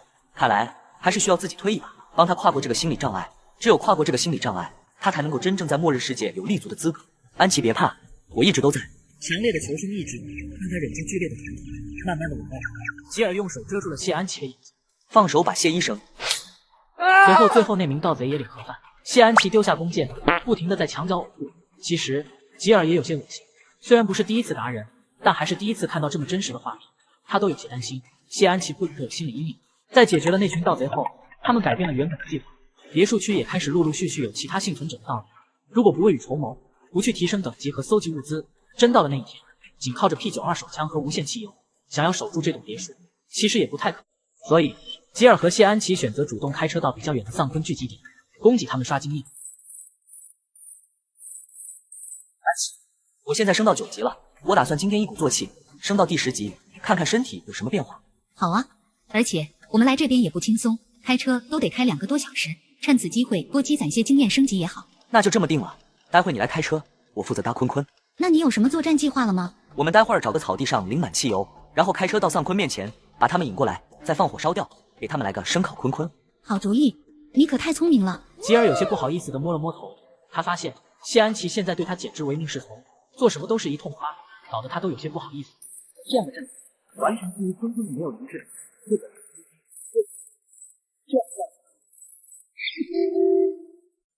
不一会，两人拿着汽油往草地上泼，整片草地马上就在阳光下底下反射出油亮的光。泼完汽油后，谢安琪开车直接冲向丧坤群的方向。吉尔便走，按照刚才计划的路线走，开慢点，一定要吊着丧坤坤跑过来。到了布置好陷阱的位置时，吉尔直接一条大火区域包围了练习时长至于放火烧山，草地坐穿这种在末日世界里可吉尔也不在乎什么爱。卧槽，那边的森林是怎么失火了？被人放火烧山，还是自燃了？放火烧山，老地坐穿，这个天气应该不至于自燃吧？前几天那场酸雨下了一天，怎么可能会自燃？肯定是人为纵火了。没有人去灭火吗？树木也是生命啊！这末日世界，你跟我说去灭火抢险救灾，且不说没有水，谁会这么不要命啊？你以为消防员那么好当吗？天啊，好刺眼的佛光，活佛在世。既然觉得树木要被解救，那你去灭火救灾。不少幸存者对这种脑瘫言论十分无语。这个世道还想着救火救灾，对方是怎么活到现在？幸好吉尔正忙着开车，没空去看聊天频道，不然他肯定直接曝光收火是他放的。看看编号984594的圣母怎么跟他对线。获得经验1，获得经验1，获得经验1，距离升级还差经验1。眼看着就要升级，却迟迟不见经验条的上涨。很显然，那场大火已经将森林里的全部丧坤烧嘎，不再提供经验值。也就在这个时候，前方出现了一只摇摇摆摆的丧坤，刚愁着差的经验值去哪找，没想到这么快就来了。吉尔迅速开了一枪，获得经验1，恭喜幸存者升级，请再接再厉。一瞬间感觉到自己的身体素质飞速提升，不是力量和敏捷上的飞跃，而是说不上来的感觉。吉尔，你升级了，太好了。是的，我们现在就回家，等回去之后再慢慢研究这次升级到底有什么变化。出来搜寻物资，围猎丧坤已经2-3天，也该好好休整一下。末日来袭，系统每天随机奖励我一种无限物资，围猎丧坤已经2-3天，也该好好休整一下。真不明白10086是从哪来的那么多物资，甚至还搞到了电。知足吧，至少我们还有地方可以休息。等哪天搞到战斗的物资，直接去把10086的老窝给端了。要上你上，他丢出来的 SP 还不够多吗？别想这些有的没的。吉尔，这次我们出去得了不少物资哎，好几箱面包，而且还有毛巾、衣服这些。吉尔，你去哪里了？突然，谢安琪的臂膀被拍了一下。幽灵！吉尔突然显现在谢安琪面前，哈哈，被吓了一跳吧？谢安琪这才明白，刚才一切都是吉尔的恶作剧。但是这是怎么做到的？怎么回事？你是得到什么新能力吗？刚才你突然拍我一巴掌，都要把我吓死了。谢安琪叽叽喳喳问个不停。这就是升到第10级之后提供的身体强化吗？但具体强化了哪些方面，却是语言不详。目前我感受到的就是我的身体硬度提升了很多。接着，吉尔凭空消失在谢安琪面前，这就是我发现的第2个变化。这个隐身有什么缺点吗？另外，你的身体数值没有什么变化吗？变化不大，但是感觉也够用了，基本算是正常人能达到的极限了吧。谢安琪看着吉尔的个人数据，沉思一会儿。我觉得这应该是系统有意卡在20的数值，当然也有可能后期数值会有别的用途。这一切还是系统说了算。我们先出去实验一下这个隐匿技能吧，看看这个技能的妙处所在。经过1个下午的实验，两人总结出了这个隐匿技能的使用和局限。在使用时会完全隐藏自己，包括隐匿，但是并不能隔断声音，所以在实验的过程中，谢安琪有好几次从呼吸声和脚步声中判断出吉尔大概的位置。要知道，丧坤的嗅觉可是很灵敏，这一点很关键。第二天早晨，这个世界的气候又迎来了第2格的变化。看来今天是没办法出去了，这种气候出去，只怕是被晒中暑或者渴死了。还想着今天也让谢安琪也升到第10级，验证一下技能到底是不是他的专属。现在没办法，只能留在别墅里。今天也太热了吧！我睡在野外山顶上，迷迷糊糊我还以为被人抬进焚尸炉了。我本来打算徒步穿越一片平原的，结果现在连处乘凉的地方都找不到，我感觉我要嘎了。前面有酸雨，现在又是高温天，下一次不会是下冰雹了吧？你可闭上你的乌鸦嘴吧。还好吧，我开了20度的空调，感觉还有些冷，都想盖棉被了。许多正在打字的幸存者看到了吉尔信息，手瞬间僵住。这惹人讨厌的10086又出现了。10086，你又来吸引仇恨了是吧？不过这可没什么好嫉妒的，我现在就泡在浴缸里，可凉快了。你也来凡尔赛的是吧？浓眉大眼，没想到还是个背叛组织的家伙。你们不应该是关注10086，为什么能吹空调吗？卧槽，他居然有电了！不，我不能接受，我饭还没吃饱，怎么就有人过上小资生活了？不至于吧，兄弟，这都过了1个多星期了，你还在温饱线挣扎啊？呜呜呜，是我没用了，都用了好几天的电了，你们加油，面包会有的，牛奶也会有的，一切都会有的。都来到了末日世界，都还有阶级，而我还是苦逼逼的无产阶级。差点忘了说，我上架了一些洗发水、沐浴露，你们想要的可以买哦，价格便宜，童叟无欺。吉尔在聊天频道看到了新的商机，现在的幸存者都被这炎热的天气所困扰。自己有冰箱，他可以自己制作冰棍，然后转手卖给幸存者。幸存者这么多，总有人忍不住炎热，买冰棍下火的。和谢安琪商量这件事后，便喜滋滋的准备批量制作简易瓶。家人们，那么热的天气，你们想不想吃冰棍？平时夏天我最喜欢吃冰棍了，求求你送我1根冰棍吧，好人一生平安。小哥哥，给你看点好看的，你送我2根冰棍呗。随后，吉尔收到了来自那位幸存者的照片。这能看到什么？让他没有想到的是，这个女幸存者居然为了几根冰棍，真的发来了超级模糊的图片。很显然，她已经轻车熟路，不是第一次了，否则至少也会犹豫一下。想要吃冰棍，就用物资交易吧。看在你这么辛苦的份上，我可以给你一个折扣价。晦气，你早说啊，浪费我时间。摸了摸谢安琪的头，还是自家婆娘好啊。谁是你家婆娘了？我可还没认。虽然没有认识很多天，但两人还是很自然的走到一起。毕竟末日世界下，感情就像干柴烈火，一点就着。刚才有个女的给我发颜色图，想换冰棍，我看都不看就给打发走了，厉害吧？我发现你的脸皮越来越厚了。哈哈，是吗？我怎么没感觉出来？故事来袭。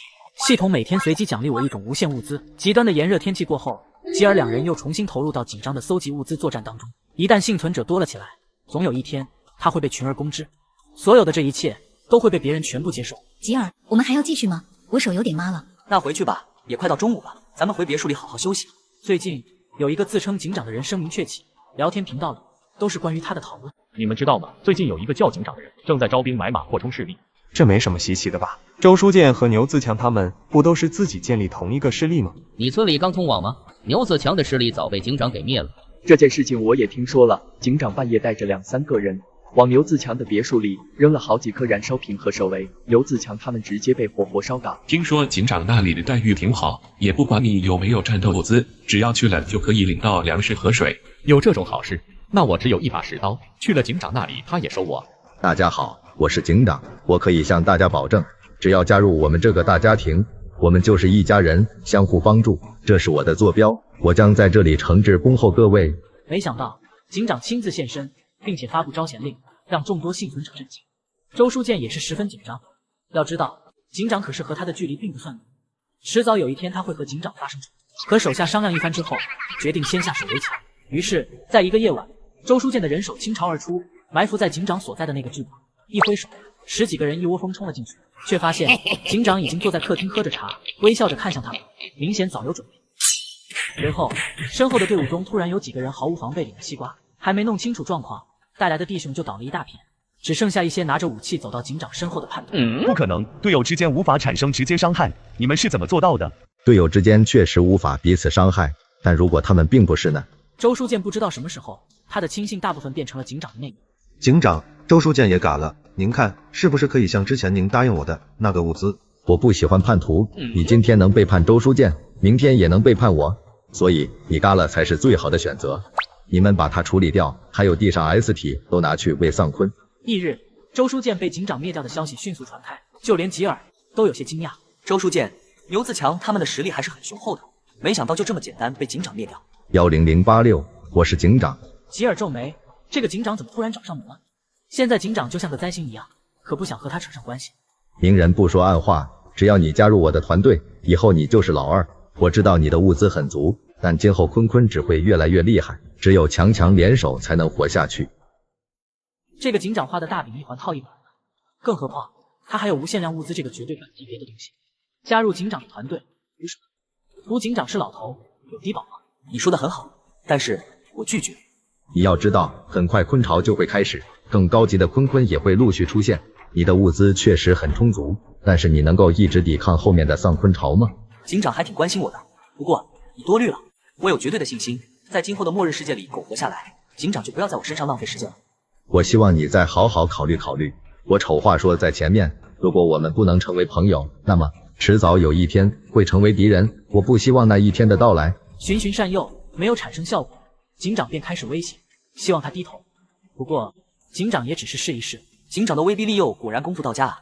不过我不吃这一套，我也丑话说在前面，只要你不来招惹我，我懒得管你什么警长探长的。但如果招惹到我，就别怪我心狠手辣。警长看到吉尔的信息，皱了皱眉。这个10086怎么像块石头一样？如果是在过去，警长自然不会这么极端，但现在是在末日世界。物资丰富又如何？只要我把你嘎了，不就成了我的物资吗？机智的毒刺看出的警长的异样。警长，有什么地方需要用得上我的吗？毒刺是警长团队里成立的特战小队的队长。这个10086像块石头一样，说实话，我不是很想与他为敌。警长，您也不必担心，我们团队实力强大，现在也有源源不断的幸存者要加入我们，只要给我们时间，势单力薄的10086不足为惧。10086可以先放着暂且不管，目前最关键的是要想尽一切办法扩充我们的团队。你去对外宣传，只要来了就有饭吃。毒刺顿时有些为难。警长，招揽更多的幸存者固然能够短期内迅速提升我们的实力，但是要负担起大量供给，会不会有些吃力？他们最近掠夺了牛自强和周书建的物资，食物并不能算紧缺，只是很难支撑团队迅速扩充。我们招募了大量的幸存者，只要撑住短期的食物补给，到了后面，我们有规模的去搜集物资，统一分配，那么我们就相当于永动机一样运作下去。警长，我误了，我是警长团队的毒刺，我们再次诚挚邀请各位的加入，我们承诺，只要加入我们的团队，人人都能吃饱饭喝到水。还是原来的坐标，我们在这里恭候大家的加入。有没有组队一起去警长那里报道？还是算了吧，去到警长那里加入一个团队再说。现在一起去报道，怕是来个仙人跳直接狗带了吧？之前我就加过一个队，半夜故意引丧坤来搞我，我死里逃生之后解除了组队，直接反搞的。有没有人要跟我组队的？咱们一起组队吃好的喝好的。干嘛要跟你组队啊？去跟警长不香吗？我还真没觉得有多香，警长那里肯定很多人报名，与其去那里混一口饭吃，不如自己组小队，到时候拿到的物资还比较多。有道理啊，加我一个。警长打开了一个趋势，让落单幸存者们开始抱团。在日渐凶猛的环境下，普通幸存者不抱团取暖，是很快就会被丧坤吞没。我们是不是也需要招揽一些其他的幸存者呀？万一以后有坤潮出现，凭我们2个人挡得住吗？招募队友是一件非常谨慎的事情，必须要找到和我们一条心的，没那么容易。这个以后再说吧。看着谢安琪这个美女，安琪，我背包里的小雨伞库存有点多，实在太重了，不然今天我们清点库存吧。什么叫太重了？要清库存？这都是什么虎狼之词啊！谢安琪整个脸蛋是红扑扑的，却不知道自己的这番举动更平添了几分魅力。怎么了？不可以吗？不是不可以，那你等我一会儿。5分钟后，吉尔扶着腰坐在沙发上。这把手枪就当做咱们的定情信物吧。你的那把弩箭用起来有些吃力，拿着手枪，生存能力能够提升一个档次。我拿了手枪，那你怎么办？你才是咱家的主要输出，这把手枪你拿着更有用。小傻子，这把手枪可不是我的那把 P92手枪。接过手枪，仔细端详，果然与吉尔平时用的那把有一些区别，和我那把 P92一样，都用9毫米子弹。我是昨天在交易平台扫到的。现在的交易平台战斗物资相比最开始的天价，现在已经有所下降。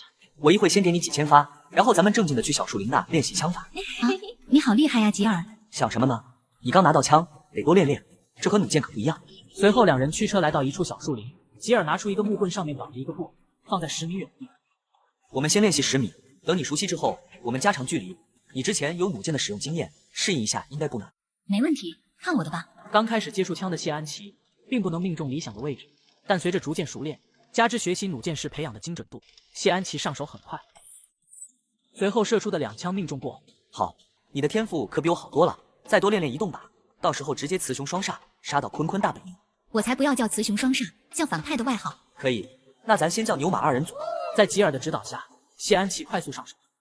老大，没想到你也来了这个末日世界，你在哪里？我这就过来找你。张子豪也是有些意外，到了末日世界，曾经的二狗居然还能对他忠心耿耿。你快过来，我把你拉进队伍里，咱们位置共享，到时候把队伍发展壮大，好处绝对少不了你。老大，你位置有点远，耐心等我2天，我现在就出发。他脑海中已经浮现出未来的画面，二狗一旦到达，他就招兵买马，不断发展，到时候田小雨还不是自己的囊中之物。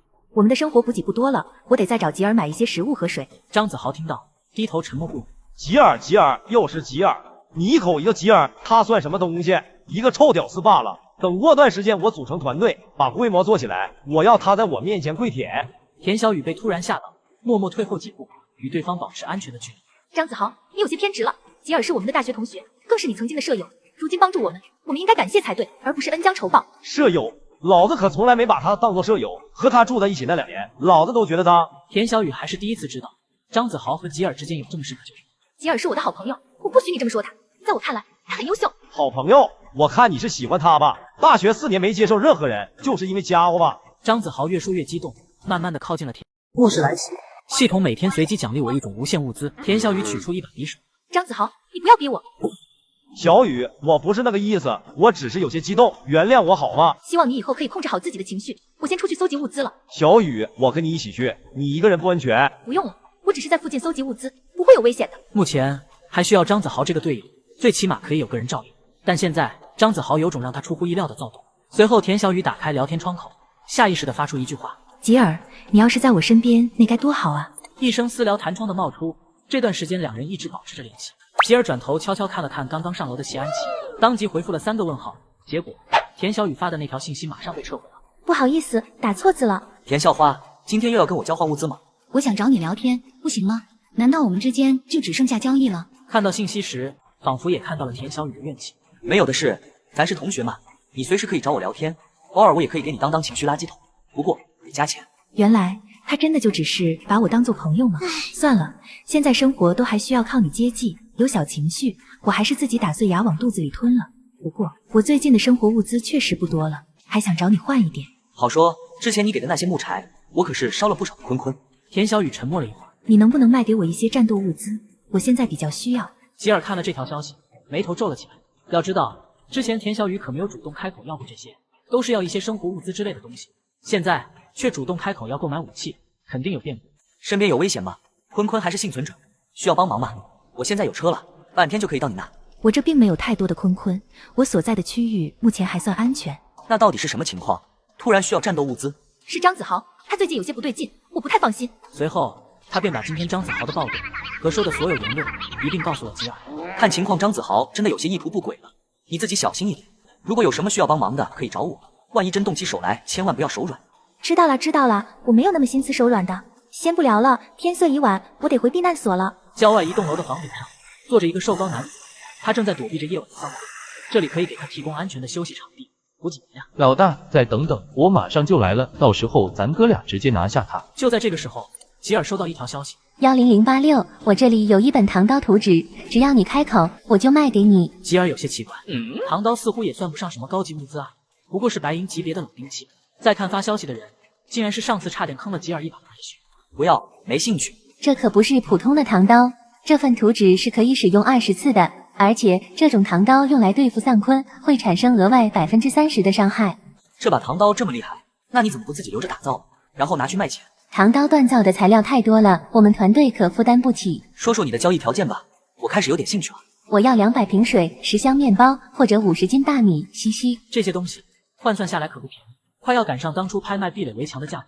你去抢吧，丧坤群里大把的物资，我可买不起这份图纸，你去找别人买吧。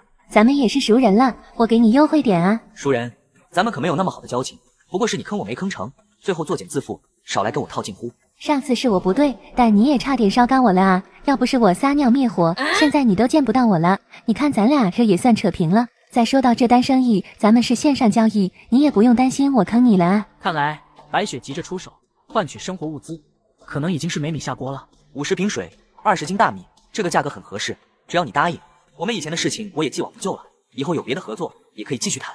这个价格绝对不可能，太低了。那你自己留着过年吧。随后，白雪发来一段吉尔当初开着汽车逃离的短视频，视频中清晰看到他的脸。要知道，他的身份如果曝光，可不是什么好事，太多人觊觎了。必须尽快找到白雪的位置，从他手里拿到视频，不然后果不堪设想。随后派出了无人机，开始搜寻白雪的足迹。巧合的是，白雪离得并不远，或者说，他故意来到别墅区的附近。吉尔从后院围墙前往白雪所在的那个树林里，全力奔跑下，丝毫不逊色一只猎豹。但没办法一直保持这么极限的速度，没过多久就跑进了那片树林。为什么发出这么久的信息10086却一直没有回复？却不知道此时此刻身后正在有一个人缓步向他靠近。白雪有所察觉，突然转过头看向后方。难道是最近休息不好，精神状态太差了吗？总是疑神疑鬼的。正当白雪疑惑的一瞬间，与此同时，吉尔解除了隐身，出现在他的面前。图纸虽然在我身上，但我告诉你，视频在我爸那里有备份。如果我嘎了，他肯定会公布视频。你现在最好是放开我，我们坐下来好好谈。我并不认为你有什么可以和我谈判的筹码。如果你觉得我的身份暴露会对我影响很大，那我告诉你，你错了。我居住的别墅区可是有不少人知道我的长相，这个视频对我来说可有可无。你撒谎！你就这么肯定你的想法吗？一份唐刀图纸怎么可能让你不计成本来找我？最后更是没有嘎我。想必就是为了视频，刚才我还没确定，但看到你的反应和眼神，已经很明显了。没想到竟然被白雪戳破心中所想。既然如此，那没办法了，我就只能嘎了你。回去之后洗个澡，去晦气。对于吉尔的威胁，白雪十分不以为然。等等，你说什么？你居然可以洗澡？这怎么可能？白雪不相信。要知道，来了这个末日世界之后，她最奢侈的行为就是隔几天用水擦一把脸，简直不可思议。但是仔细看了看吉尔，身上还残存着洗发水和沐浴露的香味，没什么不可能的。难道还有人来了末日世界10几天都不能洗澡吗？不会真有人这么不讲卫生吧？就在这个时候，吉尔看到白雪脖子上的牙齿。你脖子是坤坤咬的吧？但你怎么没有被感染？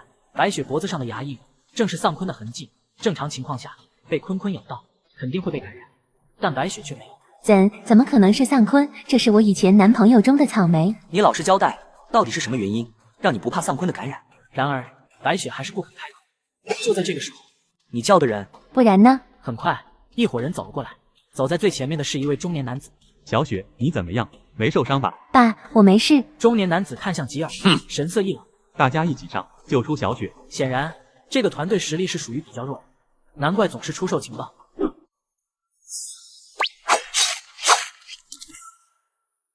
停，我们投降。如果继续下去，他们这群人估计一个都活不了。敢问阁下大名？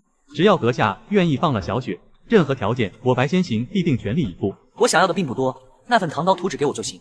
还有，为什么白雪被坤坤咬了之后没有被感染？我很感兴趣。图纸就在小雪背包里，只要让小雪开放背包，大可拿去。白先行突然有些迟疑，看来白先生也不是很在乎你女儿啊。都这个时候了，还藏着掖着呢。别，我说吉先生不要冲动。老大，那个东西是我们团队的根基，你这时候说出来会惹来杀身之祸的。可此时的白先行根本听不下任何的劝阻。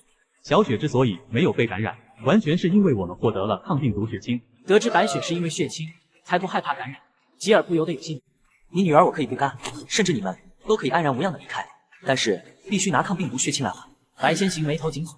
好，我答应你。老大，这可不行，我们将来还要靠着抗病毒血清发家，你现在把它交出去，分明就是在断我们的活路啊！两人争吵中，周围的空气仿佛都有些凝固。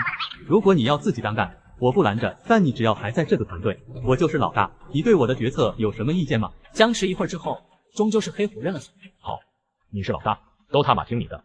赶紧把血清交出来，我就把人放了。不过是一下子的事情，白先生没必要磨磨蹭蹭吧？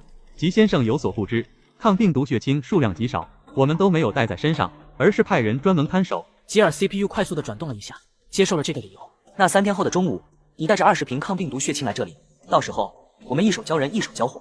一听到这个条件，白先行顿时急了。吉先生，20瓶血清，我们实在拿不出来啊！我是诚心开价，没想到你和我玩脑筋，不过是20瓶，你居然说拿不出来。真不是我不够诚意，只是我们的抗病毒血清就没有那么多瓶。吉尔 CPU 重新转动了一下，的确，如果血清这种东西都能烂大街的话，就有些说不过去了。那好，我也不为难你，10瓶血清不能再少了。8瓶，这是我们所有的血清了。当初开物资箱得到了9瓶血清，1瓶给了不幸被坤坤咬伤的小雪服用，其他的我们都还留着。看着白先行的表情，觉得不像是在撒谎。好，8瓶就8瓶，3天后我们到这里见面。吉先生，这几天还请千万不要伤害小雪，她还年轻。吉尔自然是听出了这句话的弦外之音。白先生多虑了，我不是那种猥琐佬，我有我的底线，这一点你可以放心。随后吉尔扛着他走，两人贴近时，白雪心里小鹿乱撞，神情郁闷。喂，我虽然是你的俘虏，但是能不能不要随便占我便宜？放开你可以，但你得把背包对我开放，不然的话我可不放心。他心里确实有想要逃跑的想法，却没想到吉尔警惕心这么高。看了眼白雪的背包，物资少得可怜，唯一值钱的就是那一份唐刀图纸。只要你老老实实的，我不会动你分毫，甚至给你好吃好喝。但如果你自己不知好歹，跑出去被坤坤吃了，或者被其他幸存者抓走当玩具，我可不会负责。吉尔偷偷从背包取出汽车，什么意思啊？有车刚刚不直接拿出来，非要抱着我走一段路。吉尔，他是谁？怎么会来我们家？他叫白雪，会在这里住几天。一时半会儿解释不清，你待会帮他整理出一个房间吧。到了晚上，白雪根本睡不着，隔壁的锻炼简直就是一波未平一波又起。不要脸，太不要脸了！我要睡觉啊！但强烈的好奇心又让他忍不住想要多听一会儿。5分钟过后，安琪，你今晚有什么心事吗？挺特别的。那个白雪是什么人？白雪就是之前卖给我黄金级别情报的那个人。你还记得今天我跟你说要买一份特殊唐刀图纸吗？就是他要交易。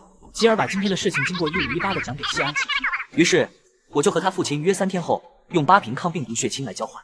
我还以为是你从外面拐回来的野花呢，害得我今晚吃饭都吃不下。你个傻女人，想这些有的没的，家里有你一个不就够了？其实在这个末日世界，我并不介意你去沾花惹草。说来也奇怪，如果在以前，我绝对容不得脚踏2条船的行为。可是我现在只想着，只要你心里有我，别丢下我就够了。他没想到谢安琪居然这么没有安全感，甚至只是奢求自己别丢下他就足够了。我不许你这么想，我只要你。那总是和你聊天的那个呢？安琪，你不要误会，我和田小雨只是好朋友。谢安琪放手到嘴前面，示意他不要再说。你不用跟我解释，你只需要知道我很爱你，会一直在你身边，希望你不要辜负我，这就足够了。第二天早上，吉尔拿出打造好的特殊唐刀，仔细端详。唐刀白炎级特殊武器，攻击力15，特殊效果暴击，对丧坤攻击时会额外产生30%的伤害。吉尔留下10把，另外10把挂上了交易平台。刚刚我在交易平台上看到了10把唐刀，说是附带暴击状态，看坤坤增伤30%，不过好贵啊。我倒是买得起，但是谁知道这个暴击唐刀有没有虚假宣传？别怪我没提醒你们，这可是10086挂的商品，我可不觉得它能卖好东西。我买了1把，感觉还行啊。不过我还没找丧坤开封，不知道实战如何。你没实战过说个锤子，10086这种专门发横财的，能有什么好东西？那个谁，你赶紧去实战一番测测效果。兄弟们，我回来了。刚刚我还特意录视频，打算给个差评的，没想到那么强。视频一出，吉尔上架的暴击唐刀瞬间抢购一空。末日来袭，系统每天随机奖励我一种无限物资。10086，你这还有暴击唐刀吗？我愿意比刚才还高的价格收1把。对，我也想要收1把。已私聊10086，快看信息。我真是服了你们这帮人，不就是一把破刀吗？有什么用？很遗憾，暂时没有新的暴击唐刀出产，可以说是暂时绝版了。聊天频道上，警长突然发出的惊人消息：各位幸存者，你们好，我是警长。现在的我非常激动，难言喜悦之情。我们刚才猎杀了一头变异的野猪，这应该是幸存者首次猎杀变异生物，绝对值得载入历史的一刻。我认为有必要和大家分享。变异生物，我连小型的坤坤群都得绕道走，现在已经跟不上末世的发展脚步了，这是天要我嘎！完犊子了，生存难度升高了。现在物资也快用完了，准备给自己刨坑等嘎吧。吉尔看着信息也是有些凝重，目前为止他也没遇到过变异生物，不知道具体的战斗力如何。这个警长估计又会借助这次浩大的声势来招揽人手了吧？若是让他发展下去，总有一天肯定会来清算自己。警长很快再次发送信息到聊天频道上。是一只巨大的野猪展露在所有幸存者面前，若不是被感染后不可以食用，不然这头巨大的野猪完全可以提供好几天的肉食。这还是猪吗？我还以为是稍微大点的变异野猪，没想到这么离谱，这都特么换物种了吧？警长的团队这么强，牛批！幸存者们还在犹豫什么？赶快加入警署吧！我们强大的实力有目共睹，在这个末日世界，只有团结才有生存的机会。正如吉尔所料，警长果然在这个节点加大了自己的宣传规模。此时的聊天频道里，已经有不少幸存者下定决心要去投奔警长的团队了。我们的小队商量了一下，准备去投靠警长或者其他大团队了，不然我们根本活不下去。其实也还好吧，大团队有保障，去了也没事。我也打算带着我的队友去投奔警长的警署了。虽然小团队分到的物资会多一些，但如果不是10086那种级别的幸存者，还是老老实实去加入大团队吧。末日世界下，就不要想着什么雄心壮志，能活下来就是最大的幸运。吉尔，警长团队那边击杀第一头变异生物，你应该知道了吧？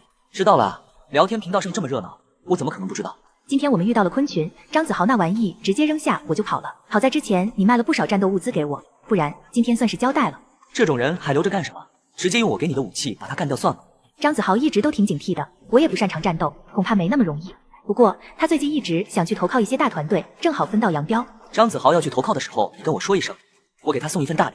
应该就是这几天，他最近一直在怂恿我加入别的团队，特别是今天看到警长的那个警署杀了变异生物，都藏不住心里的想法。现在最要紧的是，还是先拿到抗病毒血清，再等几天，小雨那边应该不会有太大变动。对了，你需要战斗物资吗？今天好不容易从昆群逃出来，应该用的差不多了吧？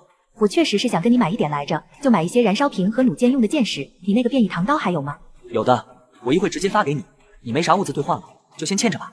臭男人，还说普通朋友关系呢，现在物资都直接送了，以前还装装样子。西西，安琪，你都看到了吗？喂，有没有人啊？我饿了。差点都忘了这家伙，他还老实吧？倒是试过逃跑，不过有我看着就没有成功。那就先饿他一会儿，长长记性。接下来，两人就像是没有听见白雪的大喊大叫一般。吃完饭后，吉尔便驾驶着小车前往一处矿场。根据白雪的情报，这里也有一个黄金级别的物资箱。吉尔拔出唐刀，身形矫捷，一瞬间就直接让拦路的困困领了西瓜拿回家给太奶吃。事情有点不对劲啊，难道是白雪的情报出错了？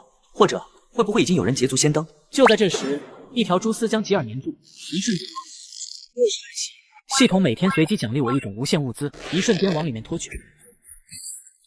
什么玩意？真够阴险的！不一会，一只粗壮无比的蜘蛛从那里出现。面对如此庞大的变异蜘蛛，吉尔心里也没底。大蜘蛛，你慢慢自己玩吧，我得回家陪我媳妇了。吉尔一边往后跑，一边调侃着这只变异的蜘蛛。变异的蜘蛛一瞬间射出巨量的蛛丝，吉尔微微躲开。不至于吧，兄弟，我不过是调侃几句，如果惹你生气了，我道歉好不好？转过头来才发现蛛丝要瞄准的并不是他，而是身后的矿洞口。他没想到这种变异生物居然有这么高的灵智，迅速拔出了 P92，射出了几颗不要钱的子弹，有一枪正好命中蜘蛛的头部。机智的吉尔哪会给他死期的机会，迅速躲往桌子，直至枪管冒烟才停止。吃过亏的蜘蛛的直接转了屁股过来抗子弹。卧槽，这也行！吉尔抽出唐刀，冲上去和蜘蛛火拼了起来，一人一兽当即在山洞里大战了起来。枪也不行，刀也不行，不然换个法子。迅速戴上了口罩，一边跑一边看，而蜘蛛则一直在后面追，就像发了情的公狗一样。不一会，蜘蛛便站在原地摇摇晃晃。机会来了，看来在这末日之下，活下去将会越来越难。这一场战斗比他之前经历过的都要凶险。随后，蜘蛛的 ST 里冒出一个黄金物资箱。白雪的情报没有出错，这里的确有黄金级别的物资箱，只是不知何时被变异蜘蛛吞进了肚子。随后，开着破旧的捷达，一路放声高歌，离开了矿场。刚才差点拿了，好在哥福大命大，成功拿下变异蜘蛛。随后，一群幸存者狂发问号，肯定是 P 的。众所周知，10086是独行侠，怎么可能单枪匹马搞定这么大一只变异的蜘蛛？肯定是假的。没错，10086的确是物资比较充足，但也不可能是一个人单刷变异蜘蛛，肯定找了帮手。你们两黑10086黑魔怔了，咱们末日世界下哪里还有 P 图？通过系统上传的图片，怎么可能会有假的？那肯定就是找到帮手了。总之，他一个人怎么可能？信不信由你了，反正我已经是拿到物资箱回家了。每天能够吸引他俩哥们的仇恨值，也是一种乐趣。另一边，警长正皱着眉头在看刚才的信息，叹了一口气。这个10086看来是超乎我们的预期了，他的物资远超我们的想象。他们之前为了狩猎到那头变异的野猪，损失极为惨重，没想到10086竟然一个人单刷了。警长，有没有可能就像其他幸存者猜测的那样，10086找了帮手？不大可能，他如果需要借助外力，那当初也不会拒绝我们的邀请。显然他是不信任其他幸存者的。那也不可能啊，一个人能够击杀变异生物，这简直就是匪夷所思。蜘蛛身上有明显的枪伤，显然枪对蜘蛛并没有造成太大的伤害，重点应该是10086的那一把暴击唐刀。你手上也有一把，应该知道这把武器对付丧坤坤有多锋利。如果没有猜错的话，他手里肯定还有存货，并不是像他说的那样卖完了。那我们是要和他做朋友吗？做朋友那是绝对不可能的事情，即便他的实力的确让我有些忌惮，但只要我们肯下血本，解决这个后顾之忧，那一切都是值得的。此时的吉尔自然不会想到，仅因为一张图片，警长彻底有了要将他赶尽杀绝的念头。欢迎回来，主人。你主人回来，为什么我也要来迎接啊？哪有人质对绑匪这么夹道欢迎的？既然你是人质，那不是更应该讨好绑匪吗？你就不怕主人把你撕票吗？没错，你要是惹毛我了，我就扔你出去归坤坤。没想到你居然一个人嘎了变异蜘蛛，真是小看你了。你就那么希望我嘎在蜘蛛手上啊？那当然，你嘎了我直接远走高飞，谁管你的死活？我可真是谢谢你啊！不过哥实力强大，带着黄金级别物资箱回来了哈，气不气？随后吉尔找了个角落打开了黄金物资箱，成功打开黄金级物资箱，获得自动防御武装系统，是否需要打造？材料足够，图纸即将开始打造。围墙瞬间被铁丝网包裹了起来，顶端还插着一堆破伤风的尖刺，围墙下则是铺满了碎铁片，杜绝了幸存者想要攀爬的念头。接着，摄像头周围出现了微型的枪头，这个自动防御武装系统是可以随着装备提升后去升级的。今后每处摄像头旁边都端着一挺机枪，360度无死角的疯狂扫射入侵者，那画面简直不要太美好。这就是你带回来的黄金级别物资？对啊，有什么问题吗？这可不像是黄金级别物资箱可以开出来的，你这都得有铂金级别物资箱的稀有程度了吧？管他呢，反正我已经用了，要真像你说的这么厉害，就当我是捡漏了呗。到了下午，吉尔上楼给白雪送晚餐。你进来之前能不能先敲一下门？第二天早上，吉尔早早带着白雪来到约好的地点交换物资，两人你一言我一句的闲聊打了时间，等了半个小时，一直不见人影。这么久了，他们怎么还没有过来？明明时间已经到了。是啊，都等大半天了。叮的一声，吉尔突然收到了一条消息。10086你好，我是黑虎，我们那天见过，想必你现在已经到约定地点了。有一件事我想要先告诉你，那就是你被白先行骗了。他依稀记得，这个黑虎就是跟白先行吵架的那个人，好像是团队的二童。吉尔回头看了一眼白雪，发现他还在和父亲聊天。你们几个意思？白先行这只老狐狸把你耍了，根本就不止8瓶血清，一共有16瓶，我和他一人有8瓶。那天你走后，他开始说的是这8瓶他自己出，结果回到营地就威胁我，让我也出4瓶，说是为了保存实力。去他们的，他女儿关我屁事。能听出来，他一直就对白先行不服气，这一次为了救白雪，竟然还想染指他手里的血清，这让黑虎实在忍不了。你说这些是想做什么？很简单啊，咱们俩不如做笔生意。我知道你有本事，只要你帮我嘎了白先行，不光他的那8瓶给你，我再倒贴你2瓶，怎么样？听到这里，吉尔心头一热，整整10瓶抗病毒血清，在这个末日世界，这简直就是天降横财。还好，吉尔没有失去理智，很快就冷静了下来。好，我答应你了。爽快，咱们待会见。吉尔，我和我爸已经说好了，他让黑虎来接咱们。那我们在这里等他，他是怎么样？是前面一点，他给我发位置了。与此同时，就在树林的另一端，黑虎带着几个人已经在这里等候多时。虎哥，我们准备好了，就等着那孙子自投罗网了。他一定想不到，咱们老大这么聪明，他还以为自己能白拿10瓶血清呢。这小子贪心不足蛇吞象，也不掂量自己有没有这个本事。行了，赶紧把罐子拉过来，再把防毒面具准备好。故事来袭，系统每天随机奖励我一种无限物资。行了，赶紧把罐子拉过来，再把防毒面具准备好。很快，一个贴着鼓楼头标志的罐子被缓慢扛了过来，这里面的毒气足以瞬间毒死一头大象。这一切都是白先行的阴谋，他让黑虎假装起了内讧，让吉尔以为能渔翁得利，实际早就设好了陷阱。虎哥，他们好像来了。黑虎，人我已经带到了，说好的东西呢？下一秒，黑虎拿出了2瓶血清。黑虎，我爸呢？他怎么没来？白大小姐，别叫唤了，还看不出形势吗？待会就让你和你爸见面，只不过是在下面。怎么只有2瓶？老弟，你急什么？剩下的8瓶还在白先行手里，这2瓶是我预付给你的，等嘎了他的血清都给你。走，这边人多眼杂，咱们去那边说。学姐，你没事吧？没事，这个10086，我还以为他有多聪明，结果一听到10瓶血清就坐不住了，草包一个。是啊，咱们老大真聪明。行了，咱们快回营地吧，带上人去把10086的别墅占了。树林的另一边，黑虎带着吉尔来到某处，突然树林里一下钻出了3、4个人。黑虎，你这是什么意思？我什么意思？难道你还看不出来吗？随后小弟开始释放毒气，而黑虎的防毒面具却找不到。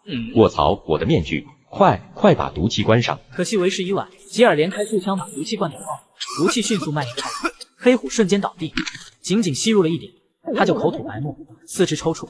几分钟后，吉尔走出树林，朝着白雪的方向跟了过去。爸，我回来了。小雪，你没受伤吧？没有，多亏了黑虎大哥，那个10086真是个傻子。随后，白先行打算联系黑虎，却发现对方的账号已经注销了。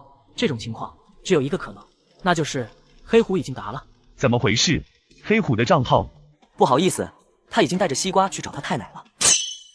你怎么还活着？10086，我不是故意骗你的，都是黑虎的错，不关我和我爸的事。你们现在说这些已经晚了。能不能放过白雪？她还年轻。我愿意和你签主仆契约，专门负责为你打探情报，只求你让我们一命。吉尔思考了一下，目前的情况来说，如果签订契约的话，确实可以相信，而且估计警长那边也准备要对自己动手了。有个人打探情报也是好事。你俩父女一而再再而三的吹大炮，你让我怎么相信？就算签订了契约又如何？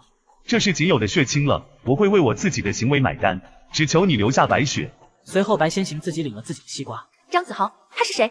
我记得我们约法3章，是不允许随便带陌生幸存者进来的吧？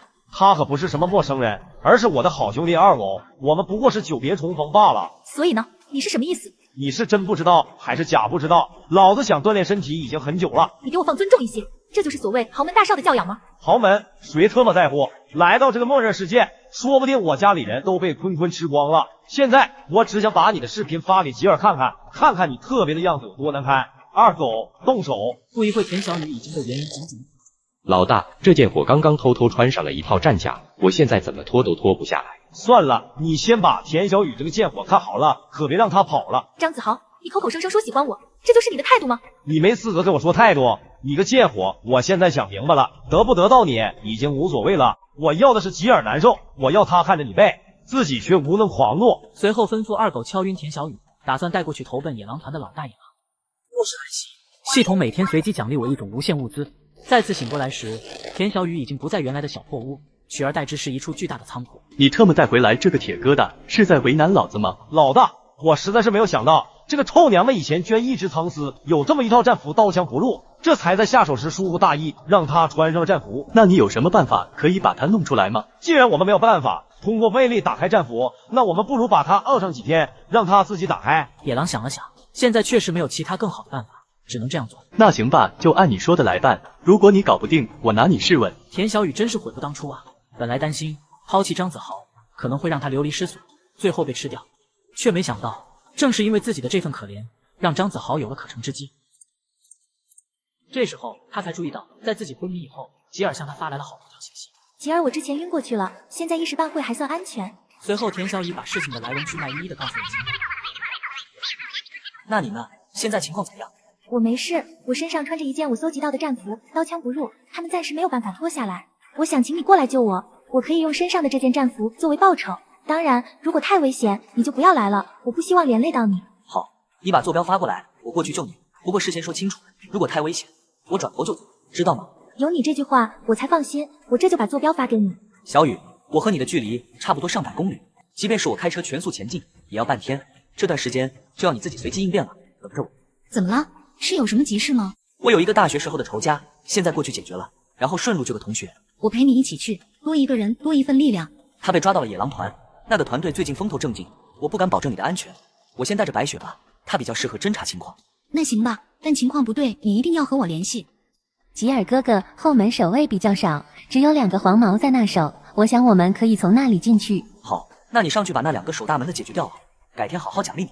你们有没有闻到一股汽油的味道？好浓啊！这有什么的？说不定是哪里漏油了呗。卧槽，不对，咱们这里有几把的汽油啊！不好，有情况。紧接着，熊熊火焰开始燃烧，迅速蔓延着整个据点。眼看火势越来越大，野狼打算抛弃这群炮灰，直接提桶跑路。特么的一群饭桶，连个火都灭不了。就在这时，身后有一个黑影，正逐渐向自己靠近。好汉，有话好好说，不要整这些伤害感情的。你要什么物资，只要我有的，您随便拿。我只问一次，张子豪带来的那个女人在哪？特么的，灾星，真他妈灾星！好汉，您看我说出那个女人的位置，您能不能放我一条活路？你老实交代，我可以考虑放你一条生路。那个女人就在右边的那个大仓库，离这边也就100来米。不好意思，我不管你是野狼还是野狗，我没有和男人同行的习惯。特么的，今天刚来，结果晚上就大火烧了基地。他原以为来到野狼团，献上田小雨就可以吃香的喝辣的，却没想到因为野狼吃不到田小雨，便把气撒到他的头上。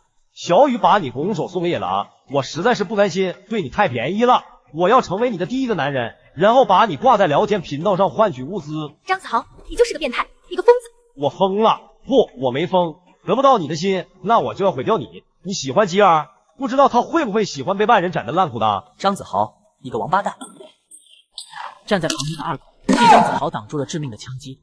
张子豪看了一眼倒地的二狗，子豪，真是可惜啊，这条路无法和你一直走下去了。小雨，你还好吧？接着，他抢过吉尔手中的 P92手枪。小雨，我刚才都是失了智，说的胡话。我们是同学啊，大学4年的同学啊。吉尔，你也帮我说说吧，我不想嘎，求求你们饶了我一命吧。好了，没事了，我来了，乖哦。主人，按照您的吩咐，我已经把野狼的总部全给烧了。吉尔，野狼团的物资被大火烧掉，岂不是浪费了？没什么浪费的，野狼团底下的人都穷得离谱，真正的财富都被野狼一个人独占着。我刚才已经把野狼嘎了，他的物资已经都在我手里了。好啊，我还以为你是直接跑过来救我的，没想到先去杀野狼抢物资了。哎，难过。他的穷团长包里除了一些面包、食物之类的，值钱的也就天文望远镜、初级地下堡垒建造图纸。咦，天文望远镜？听到天文望远镜，一下子来了兴趣。田小雨在大学时候就举办过一个什么天文社团，还邀请自己参加来着。但吉尔一个破落家庭出身的孩子，哪里懂天文？我都差点忘了，你还是天文社的社长。你要是喜欢这个天文望远镜，我就送给你吧。太贵重了，我不能要。咱俩客气啥？一个天文望远镜而已。那可是发烧级别的天文望远镜，最起码10几万，我还是往低了说。果然，贫穷限制了他的想象力。小雨，我不管它价值几何，在你手上才能更好的发光发热。而且在这，我估计换10斤大米都难的，你不用觉得过意不去。随后3人开着车朝着别袭区的方向归去。若是来袭，系统每天随机奖励我一种无限物资。安琪，有没有想我？你哪一次出门，人家不想你啊？小雨，我给你介绍一下，这位是谢安琪，是我们队伍的医生，也是我女朋友。那位 JK 美女是白雪，专门为我们团队侦查情况的。接着，正要介绍田小雨时，却被打断了。你好，我是田小雨，吉尔的好同学，很高兴认识你。吉尔之前可是经常提起你，果然很漂亮。什么时候有时间，多跟我说说吉尔的黑料呗，我以后好好治治他。好啊，吉尔的糗事我还是知道一点的。两人刚见面时，他甚至觉得有一丝剑拔弩张的氛围，可转眼间，两人却聊得那么欢。但他更多的还是高兴，果然懂事的女人谁都爱。自从田小雨来了之后，整天都和谢安琪待在一起，甚至不让吉尔回房，无奈只能和白雪鬼混在一起了。1滴变异生物的出现，加大末世生存的难度。现在发放最后一件无限物资：1城郊的矿洞收集100斤的矿石，难度4；乡下的坤坤聚集地斩杀150只坤坤，难度6；3异世的中心商场斩杀50只变异生物，每只变异的生物强度都和之前的蜘蛛一样强大，难度9；4前往高老庄偷100只母猪交给我，难度2。强度越高，带来的奖励也随之越高。这是最后一件无限物资，请宿主慎重考虑。1和4的话难度太低了，估计也不会出啥好东西。3的难度也太高了，之前遇到的蜘蛛差点让我领了盒饭。吉尔犹豫再三后，果断选择了任务2，和谢安琪等人交代了一下事情，便带着白雪出发。来到异世中心，这里已经不像个商场了，破破烂烂，仿佛当初发生过很大规模的人昆大战。白雪，你在车上等着我，我先去斩落单的，不然动静太大，引来更多的坤坤，到时候不好脱身。好的，吉尔哥哥，那你小心一点，伤到了人家会心疼的。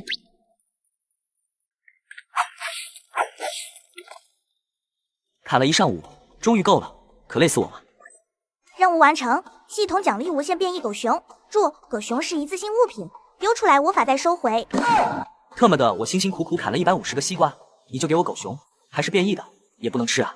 这和选择的任务有关，这是宿主的最后一次无限物资。以后没有新的无限物资了，末世的路越来越难走了。小雨，你说的这件事能保证是千真万确的吗？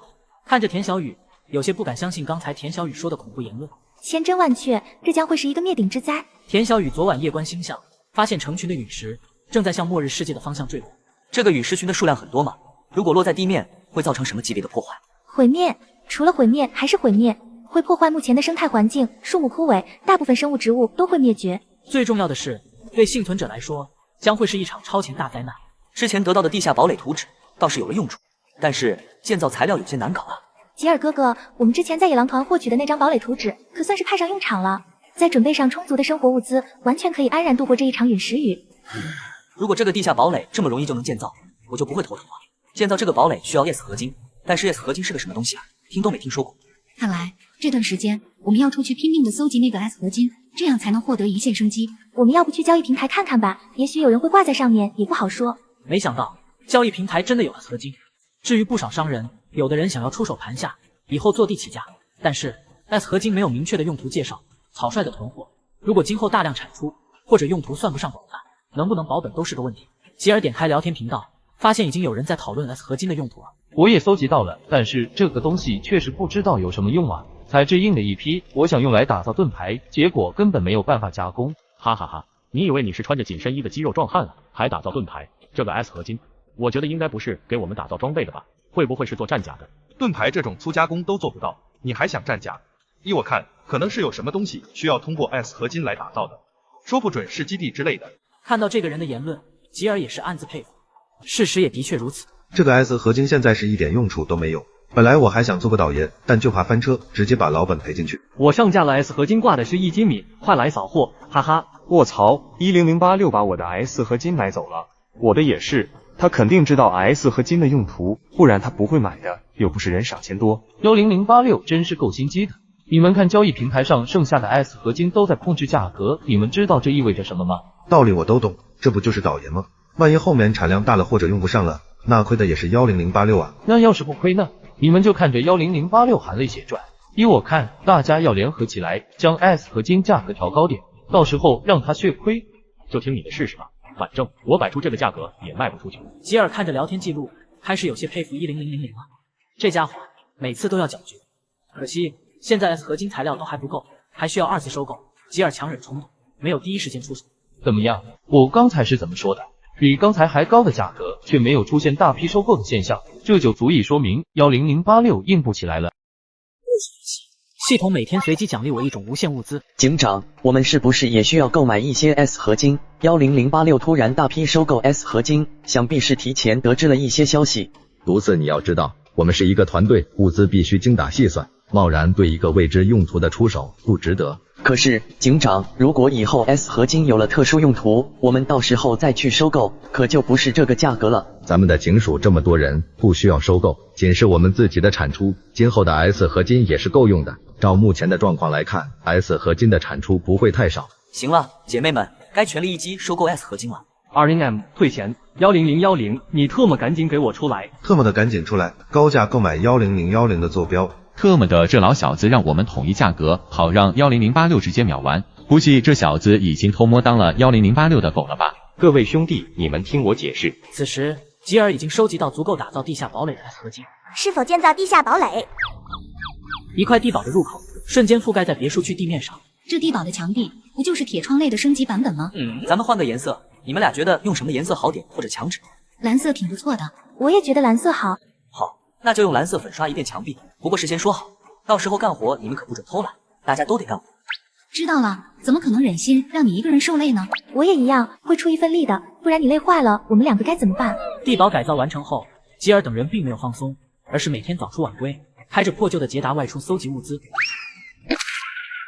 吉尔，你没事吧？这只鲲鲲似乎变异了，即便是暴击唐刀，砍在这种变异鲲鲲身上也并不能产生致命伤口。你们先射击它，我需要喘息一会，被这鲲鲲震得5脏6腑都快出来了。谢安琪等人听话照做，冲锋枪在经过高速率射击很快哑火。你们先休息一会，我再上去会它。吉尔此时的状态非常差，显然是刚才战斗的内伤爆发。谢安琪缓缓将手放在吉尔背后，泛起了微弱的白光，内伤也消除一空，身体机能回到了巅峰时刻。我刚刚升到第10级了，获得了一个技能治愈，可以将受伤的患者瞬间治愈，并且恢复体力。看来安琪你真的成了队伍里的专职医生了。但是这个技能一天只能用3次，有限制的。3次已经相当可以说就3条命了。吉尔哥哥，这是刚刚那只变异鲲鲲豹的黄金物资箱，把它打开吧，看看能出什么好东西。获得激光防御装置1套，自动化巴雷特1把，矿泉水100瓶，排骨2斤。要知道，别墅可是大本营，下面还建造着到时候用来躲避陨石与伤害的地下堡垒。别墅里的自动武装系统也已经有些落后了，太好了，我们的自动防御武装系统早就该升级了，之前一直没有办法，只能干瞪眼着急。对啊，这段时间别墅区其他的幸存者老是对我们东张西望，我估计啊，他们很快就要按捺不住了。随后4人坐着捷达踏上回家的归途。各位幸存者，本世界将会在半个月后降临一场陨石雨，届时会在地面上产生巨大的辐射和能量冲击。躲避陨石雨的唯一方法便是打造地下堡垒，系统将会陆续发放地下堡垒建造图纸。陨石雨啊，正好解脱了，老子不玩了，谁爱玩谁继续吧。特么的怎么玩？这次是陨石雨，下一次得是地震海啸了吧？陨石雨是小规模的还是大规模？躲进地下堡垒要躲多久啊？呵呵，我刚看了地下堡垒建造条件，是 S 合金。幸存者们在聊天频道讨论着如何度过陨石雨这场浩劫，也有人开始收到了地下堡垒的建造图纸，明白了这段时间突然出现的 S 合金到底有什么样的作用。我也收到地下堡垒图纸了，要20块 S 合金，后续还可以升级。特么的，都怪之前1万的鬼话连篇，现在搞的 S 合金基本都被10086收购了。吉尔也是很有效率，迅速上架了不少 S 合金，他之前可是囤了不少。兄弟姐妹们，眼看灭世天灾就要来了，我把那些剩下的 S 合金都上架了，需要的兄弟自己开哦。10086，求你做个人吧！10个手榴弹，1把手枪，2件防弹衣，或者白银级制造图纸换1块 S 合金，你不如去抢啊！我特么之前囤了10几块 S 合金，没忍住全给卖出去了。操啊！现在我的全部身家最多买得起8块，我心态崩了。倾尽所有换购 S 合金又怎么样？到时候好不容易建造出地下堡垒，没有生活物资了，活生生饿死渴死在地下堡垒，更憋屈好吧？看着聊天频道的内容，他对这些幸存者没有任何心意，相反，他更想趁机赚取得更多的物资。我买不起，我自己去搜集还不行吗？兄弟，不是我泼冷水 ，S 合金搜集起来说简单也不算简单，我这几天外出那么多次，也不过搜集到10几块罢了，其中惊险不提也罢，所以我劝你吧，还是趁早兑换 S 合金，抵过陨石雨这次天灾。物是可惜。系统每天随机奖励我一种无限物资，一栋别墅里密密麻麻站着几10号幸存者，来自好几个团队，平时没有什么来往，但因为吉尔，迫使他们坐到了一起。10086争着自己的物资丰富，已经做了好几次垄断的事情。我们好不容易搜集到的物资，最后轻而易举就被他以卑鄙手段搜刮干净。没错，这一次 S 合金的垄断事件已经造成了轩然大波，想必大家也是为了这件事闹得焦头烂额。没错，我们要团结起来。之前我们忌惮10086的手枪和那个自动防御武装系统，但现在我们也有了手枪，有了手雷。10086那几支手枪和防御系统上的弩箭根本不足为惧。但我们如果强攻的话，难免会出现伤亡。我们要想一个办法，尽可能做到兵不血刃。狐狸，那你说说，我们要怎么做才能兵不血刃？这位首领不要着急，我已经有了一个计划，保管10086没有防范。既然你已经有了对策，那就不要兜圈子了，直接说出来，大家也可以提早布置计划。其实非常简单，我们挑选一些人假扮伤员，上门向10086求助，并且承诺给予足够的报酬，请求10086救助我们的伤员。只要他打开壁垒围墙，假扮伤员的人再来个突然袭击，10086定然猝不及防，来不及关上壁垒围墙。如果10086不愿意打开壁垒围墙，那不是计划报废了吗？以我对10086这种唯利是图的人了解，他一定会开门，只要我们提出的条件足够丰厚。即便10086会打开门救助伤员，那伤员的突袭能够奏效吗？如果是我去扮演伤员呢？你们觉得我够不够资格去突袭10086？狐狸首领的速度一绝，想必10086绝对反应不过来，说不定直接就能把10086刺杀成功了。只要能为我们争取10秒的时间，我们绝对能够冲进去，到时候火力覆盖10086，插翅难飞。两位首领，为了确保万无一失，我们可以在交给10086报酬上的食物都撒上药，如果能诱骗他使用，那更加不需要铤而走险，做到真正的兵不血刃。但是这些物资不就浪费了吗？舍不得孩子套不着狼，虽然物资会浪费不少，但只要成功铲除10086，那所有的付出都是值得的，我们会获得几倍甚至10几倍的回报。好，那就依狐狸首领的，到时候把物资全部喷上药。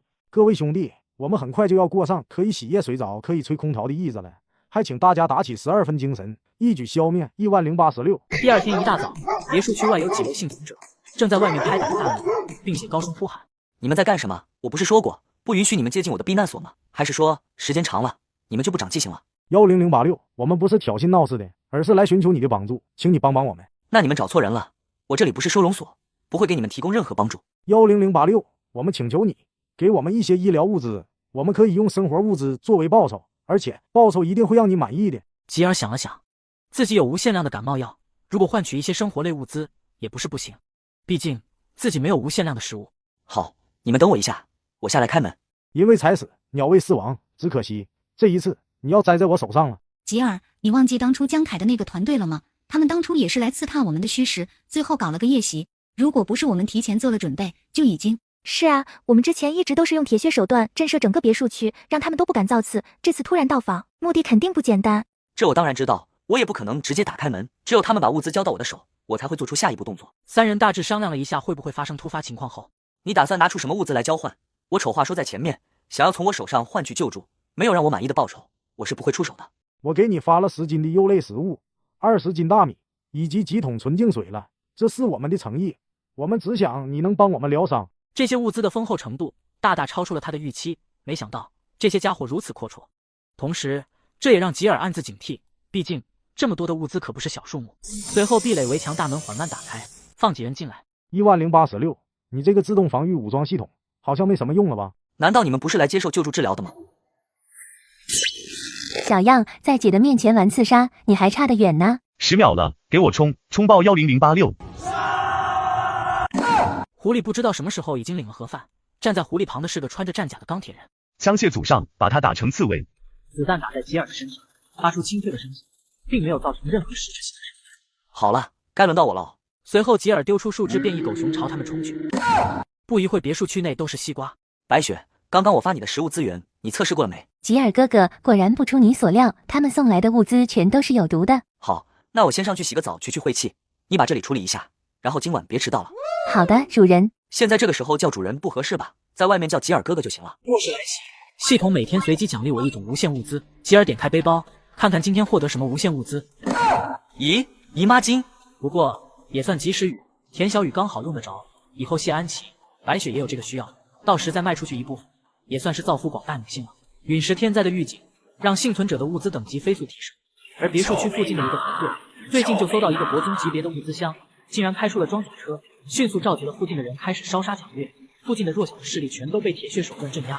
吉尔也收到了东兴的邀请。10086，我们东兴自从拥有了装甲车之后，势力一路崛起。如果你可以带领你的物资投靠我们，我可以考虑给你当个小官，不然就刀兵相见了。莫非是自己展示武力太少了？为什么这些家伙总是前赴后继的来挑衅自己？傻逼！10086，我顶你个肺啊！他一直觉得拥有了装甲车，早就该和10086平起平坐，甚至打算把10086收归自己的手下。传我的话下去，吃过午饭后，我们就去撞开10086的那堵围墙，把他拉出来游街。吉尔，那个东星好像开始对我们进攻了。吉尔哥哥，小心！吉尔眼睁睁看着田小雨为了保护自己而动摇，心里不是滋味。吉尔哥哥，好痛啊！这是要嘎了吗？不会的，小雨，你坚持住，以后要是你不在我身边，你让我怎么过？安琪，小雨就靠你了。我一个人在这就行了，你快去外面看看，东兴那群混蛋是要做什么，小心应对。我正想去算账呢，这群混账东西让小雨差点一命呜呼，这个仇我必须要跟他们清算。你可一定不要冲动啊！放心好了，我会让他们所有人后悔来到这里。兄弟们，这别墅里藏了大把物资，还有3个美女，到时候先攻进去的任选。随后吉尔穿着战甲，拿着唐刀缓缓走了出来。这是在上演个人英雄题材的电影吗？还穿着像超级英雄一样的全身装甲。你们想用什么方式来领西瓜？10086，你怕是没有认清楚形势啊！我们待会儿给你留个拳 ，S， 你都要感谢我们了，好吧？没等他们反应过来，吉尔已在半空。司徒看着绿淋淋的西瓜，自然不会被吓破的。都给我上，用家伙干他，不要给我省子弹。东兴马仔们听到命令，从刚才的惊吓中缓过神，直接举起枪射击。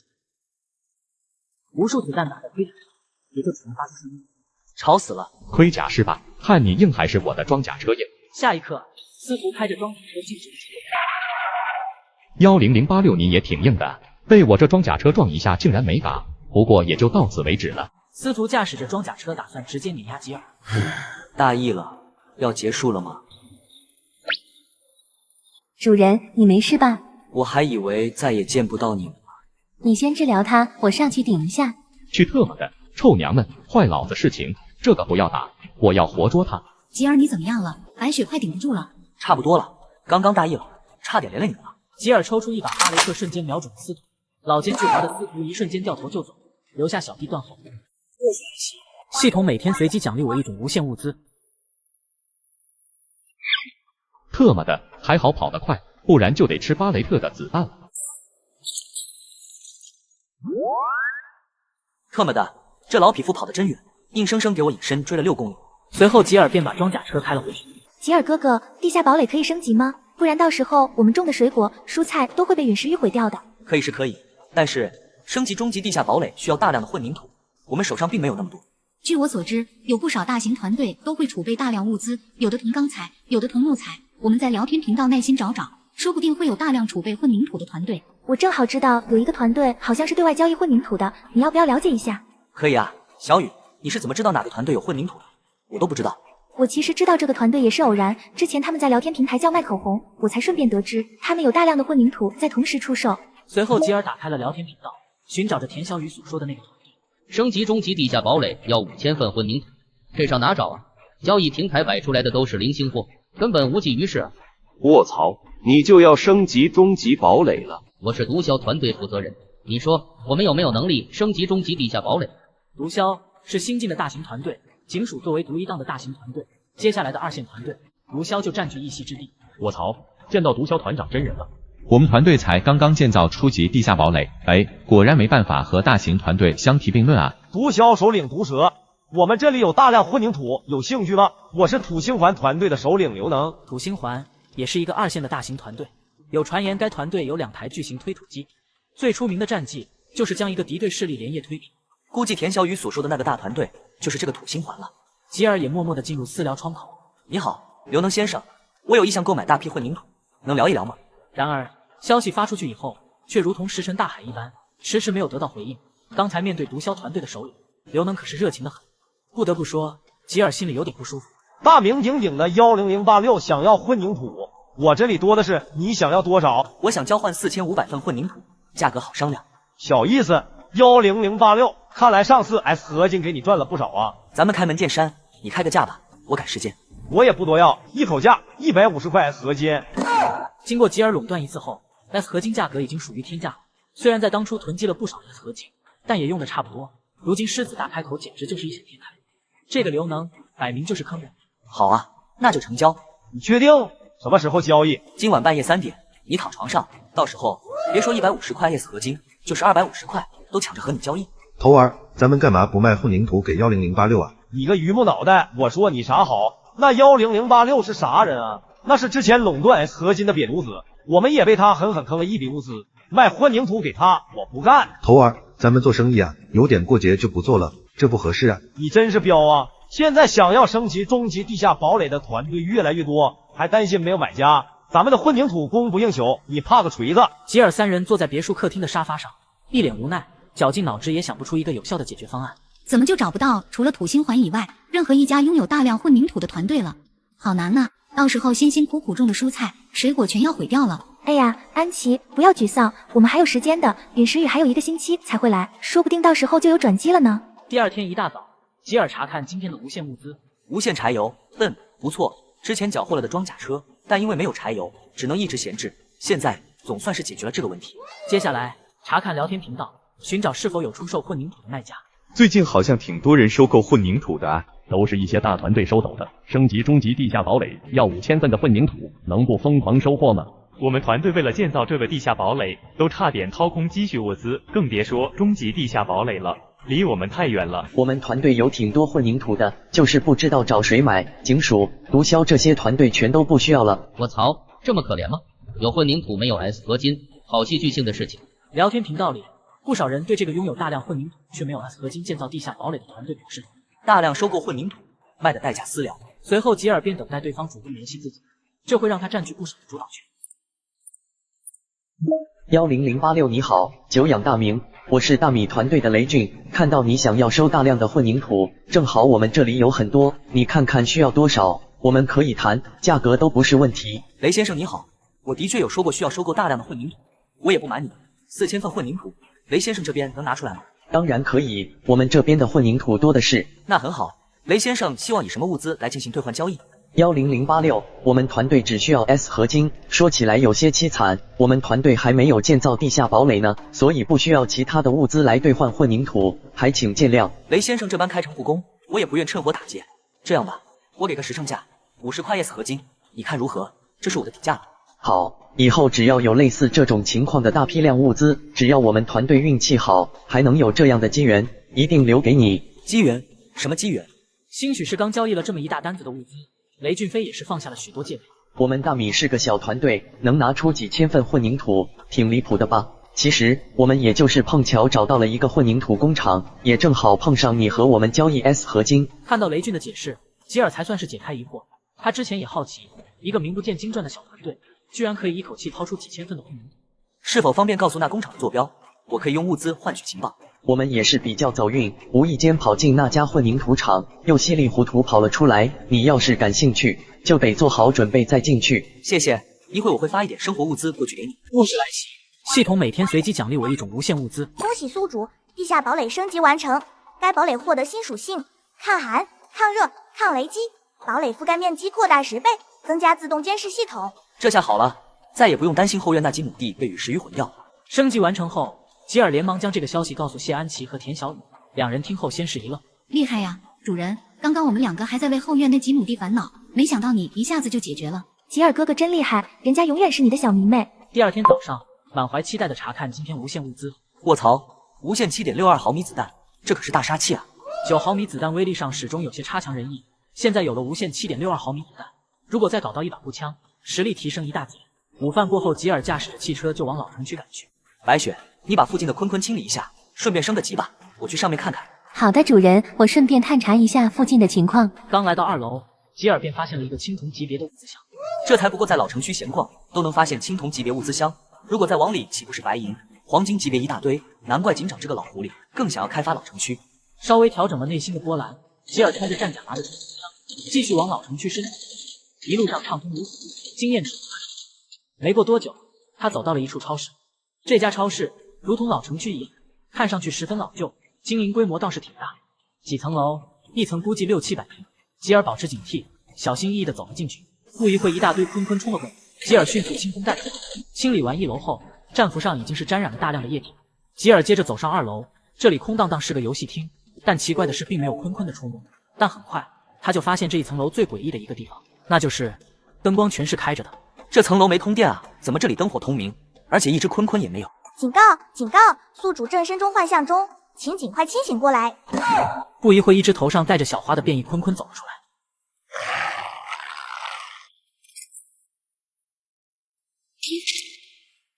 被破了幻象，也就如普通的坤坤一样脆弱。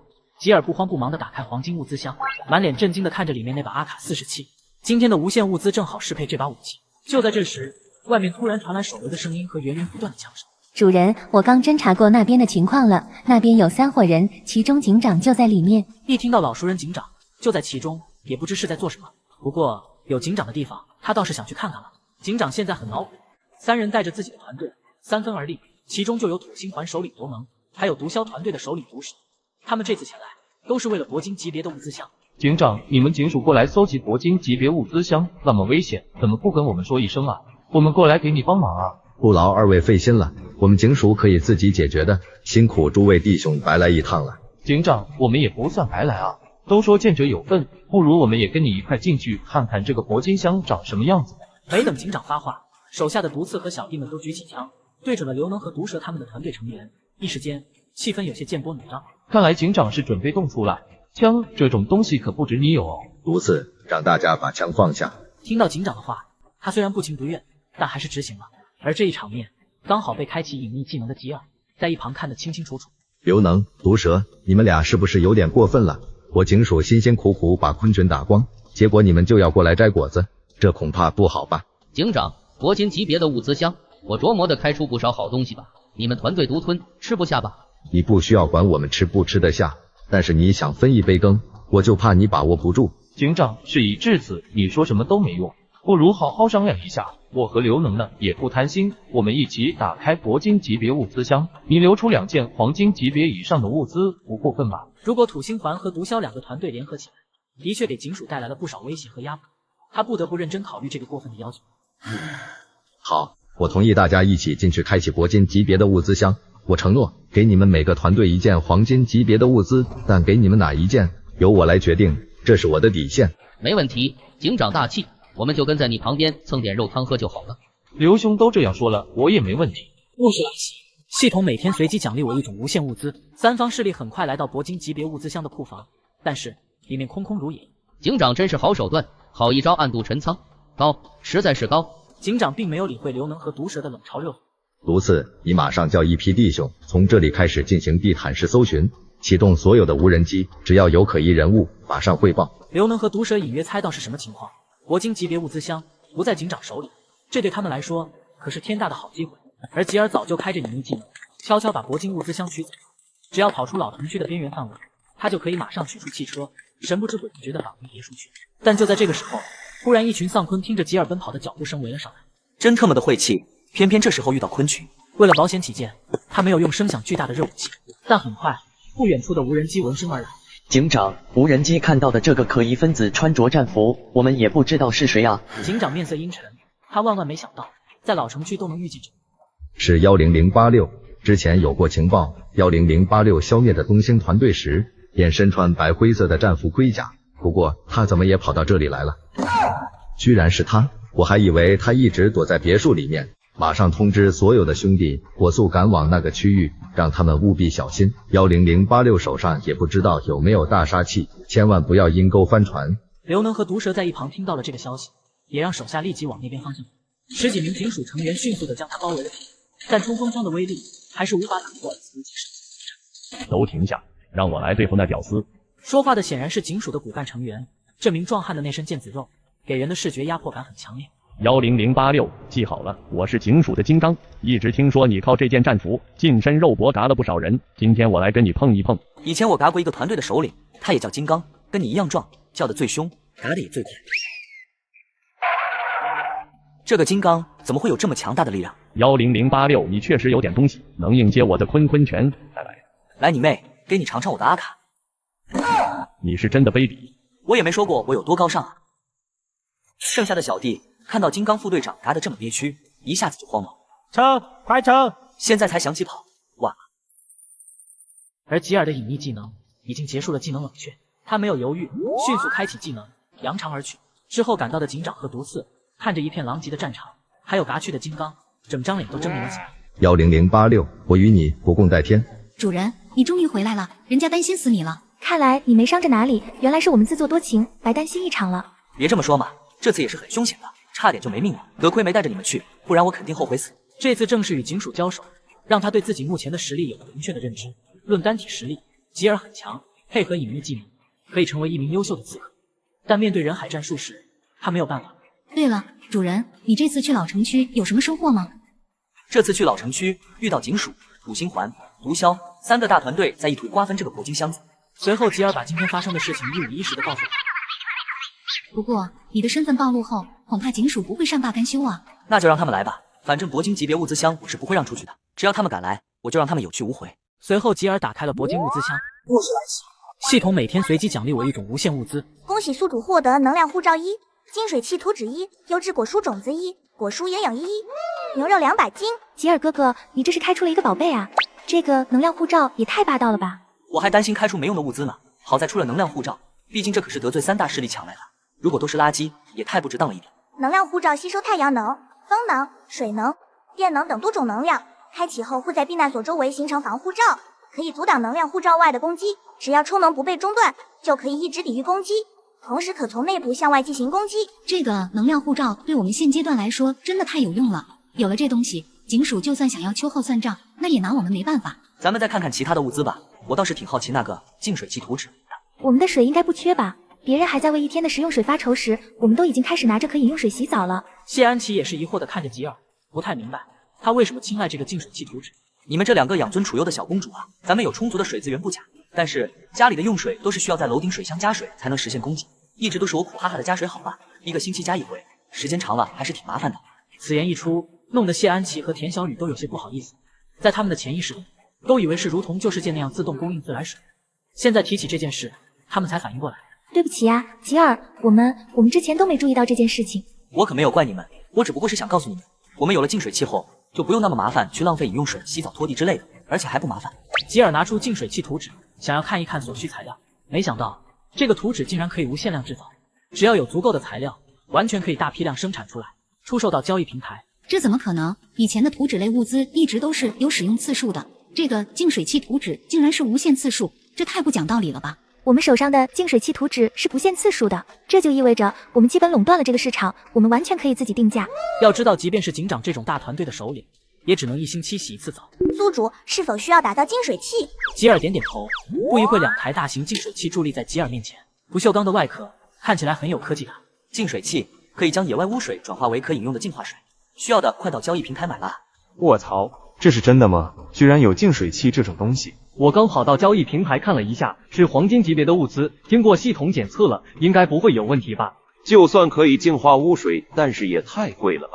而且净水器还得通电，哪来那么多能源发电？各位，先别急着喊贵，这玩意儿可是造价不菲，我总不能亏本做慈善吧？我已经尽量低利润了，性价比超高的好吧？你管这叫性价比？30块 S 合金的价格，这都能换多少食物和饮用水了？兄弟别抱怨了，10086这种土豪级别的幸存者和我们对性价比的定义不一样。10086，你是把大家当做韭菜任你宰割？30块 S 合金，亏你好意思放这个价格？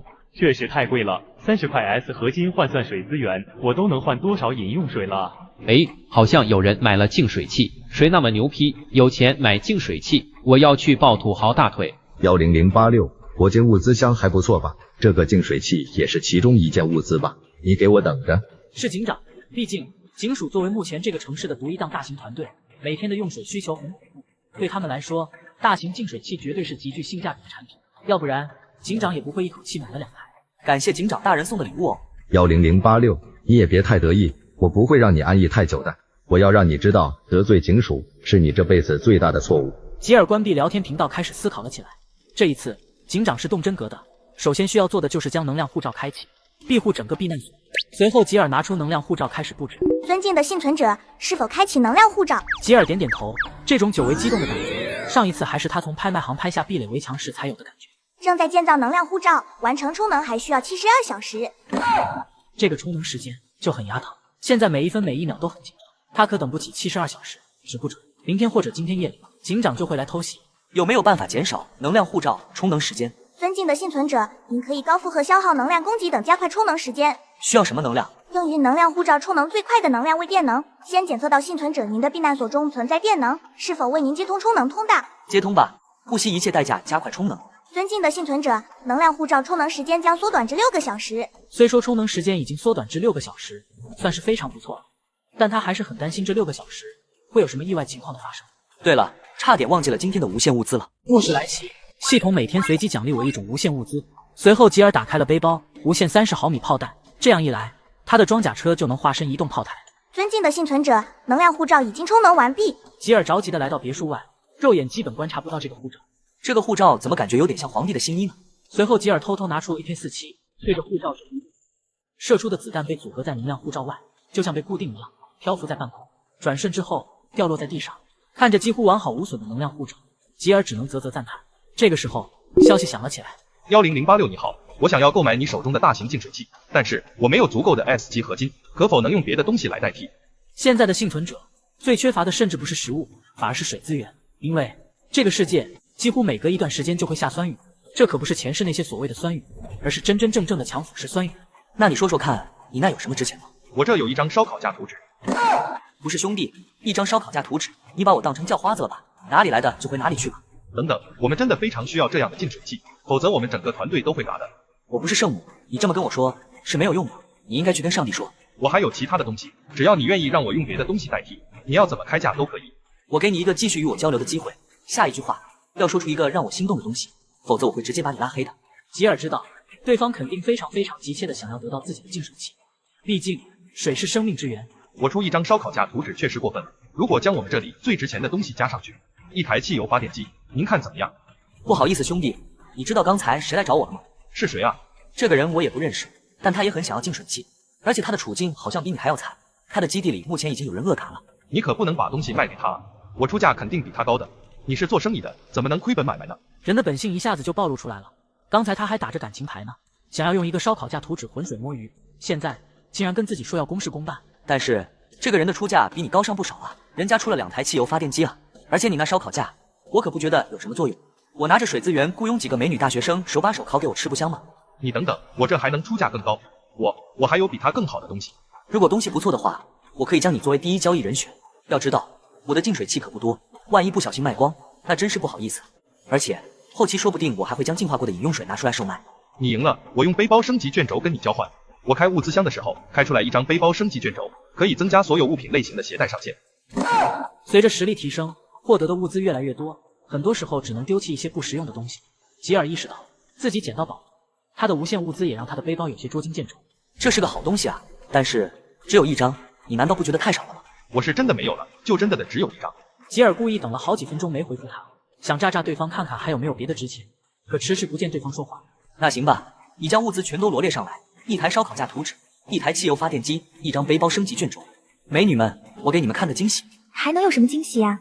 你大清早的拿着枪对着咱们家屏障一顿突突，难不成屏障还爆了装备？谢安琪听到田小雨说咱们家这几个字的时候，偷偷的看了一眼吉尔的脸色。虽然不是什么好东西，但也是意外之喜。咱们今天晚上可以吃烤肉了。吉尔将刚刚交易的烧烤架拿了出来。这个烧烤架你拿什么换的呀？净水器。你不会就拿净水器换了这个东西吧？你以为你老公我真那么蠢吗？我还换了1台汽油发电机，1张背包升级卷轴，以后咱们家的用电就不需要那么节省了，背包也不用担心容量不够。那就好，我还以为是最近日子还好过了，你忘记这是末世了呢。行了，你们准备一下肉，我去楼顶把烧烤架建设起来。故事来袭，系统每天随机奖励我1种无限物资。就在他们吃着烧烤，一架无人机悄无声息地来到了别墅外。特么的，这个家伙竟然在家里吃烧烤喝红酒，简直不把我们警署放在眼里。独自看着无人机传来的音频画面，再也忍不住了。看着这烤肉好香啊，我也想吃啊。毒刺，注意你的言行。深知警长提醒的毒刺，下意识打了一个寒战。他马上意识到自己无意说出的那番话已经引起了警长的不喜。老大，我错了，我不是故意的，都怪我鬼迷心窍。好了，下不为例，抓紧监视无人机再飞低一些。随后几人还是目不转睛盯着无人机传来的实时画面。吉尔哥哥，你看那个是无人机吗？吉尔顺着田小雨眼神看去，看到一个即将飞走的无人机。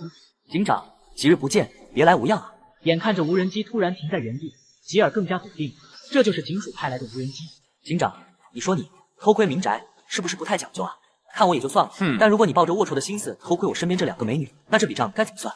警长并没有回应他，而是打算远离这个傻笑。这里不是你想来就能来的。吉尔迅速抽出 AK-47，对着无人机疯狂扫射。吉尔，现在我们的身份全都暴露了，怎么办？我们的身份暴露其实也没有太大影响，警署和我们终归会有一战，我们迟早要碰面。10086，你很快就会为你的行为付出代价了，惹到我只有死路一条。老大，事不宜迟，不如我们即刻动身，前去剿灭10086。是啊，老大，这个10086太嚣张了，我实在看不下去。只要老大点头，我丧雕愿为开路先锋，把10086大卸8块。警长看着几个忠心耿耿的部下，争先恐后在自己面前请愿。所以你们3人是在逼宫吗？这一番话让几人冷汗直流，浑身颤抖。老大，我们错了。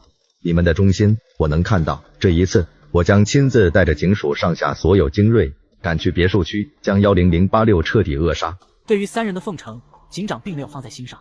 之前让你们找的人找出来了吗？老大，人已经找出来了。不一会，一个浑身是液体的男子走过来。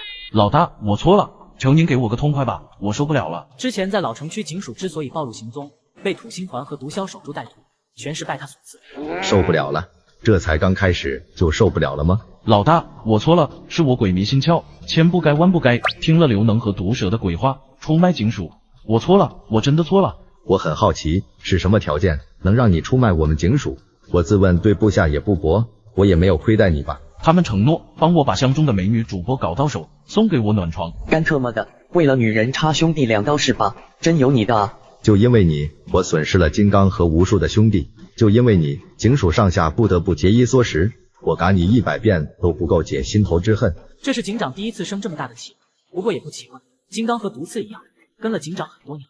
毒刺把这个叛徒拉下去，按老办法处置。等毒刺带着叛徒离开后，你们下去通知其他的弟兄做好准备，马上出发前往别墅区剿灭10086。弟兄们，我们这一战是正义之战。自末日世界开启以来，10086所犯罪行罄竹难书。前几天更是偷走了本该属于我们警署的铂金级别物资箱。你们说我们该不该报仇？该。那么我们该怎么报仇？听着震天射地的呼喊声，警长内心有种说不出的自信感。这一次，我们就替天行道，为所有幸存者铲除这个恶霸，让所有人知道我们警署的威严不可侵犯。这一次，警署几乎倾巢而出，精锐成员一个不老大，咱们这一次真的有必要孤注一掷吗？我们的精锐部队全部出动，大本营那点弟兄，若是遭遇什么意外，可能不太顶事啊。毒刺，你是不是害怕咱们的竞争对手会趁着这次机会偷袭大本营？果然什么都瞒不住老大，我就是担心这个问题。听老大您这么说，是已经预料到有这种可能了。我的确想到了这个问题，可就算土星环或者毒枭他们真的被刺，那又如何呢？我们警署靠的是这群精锐，只要他们在，根基就不会坏。毒刺一愣，没想到警长竟然做好了抛弃据点的打算。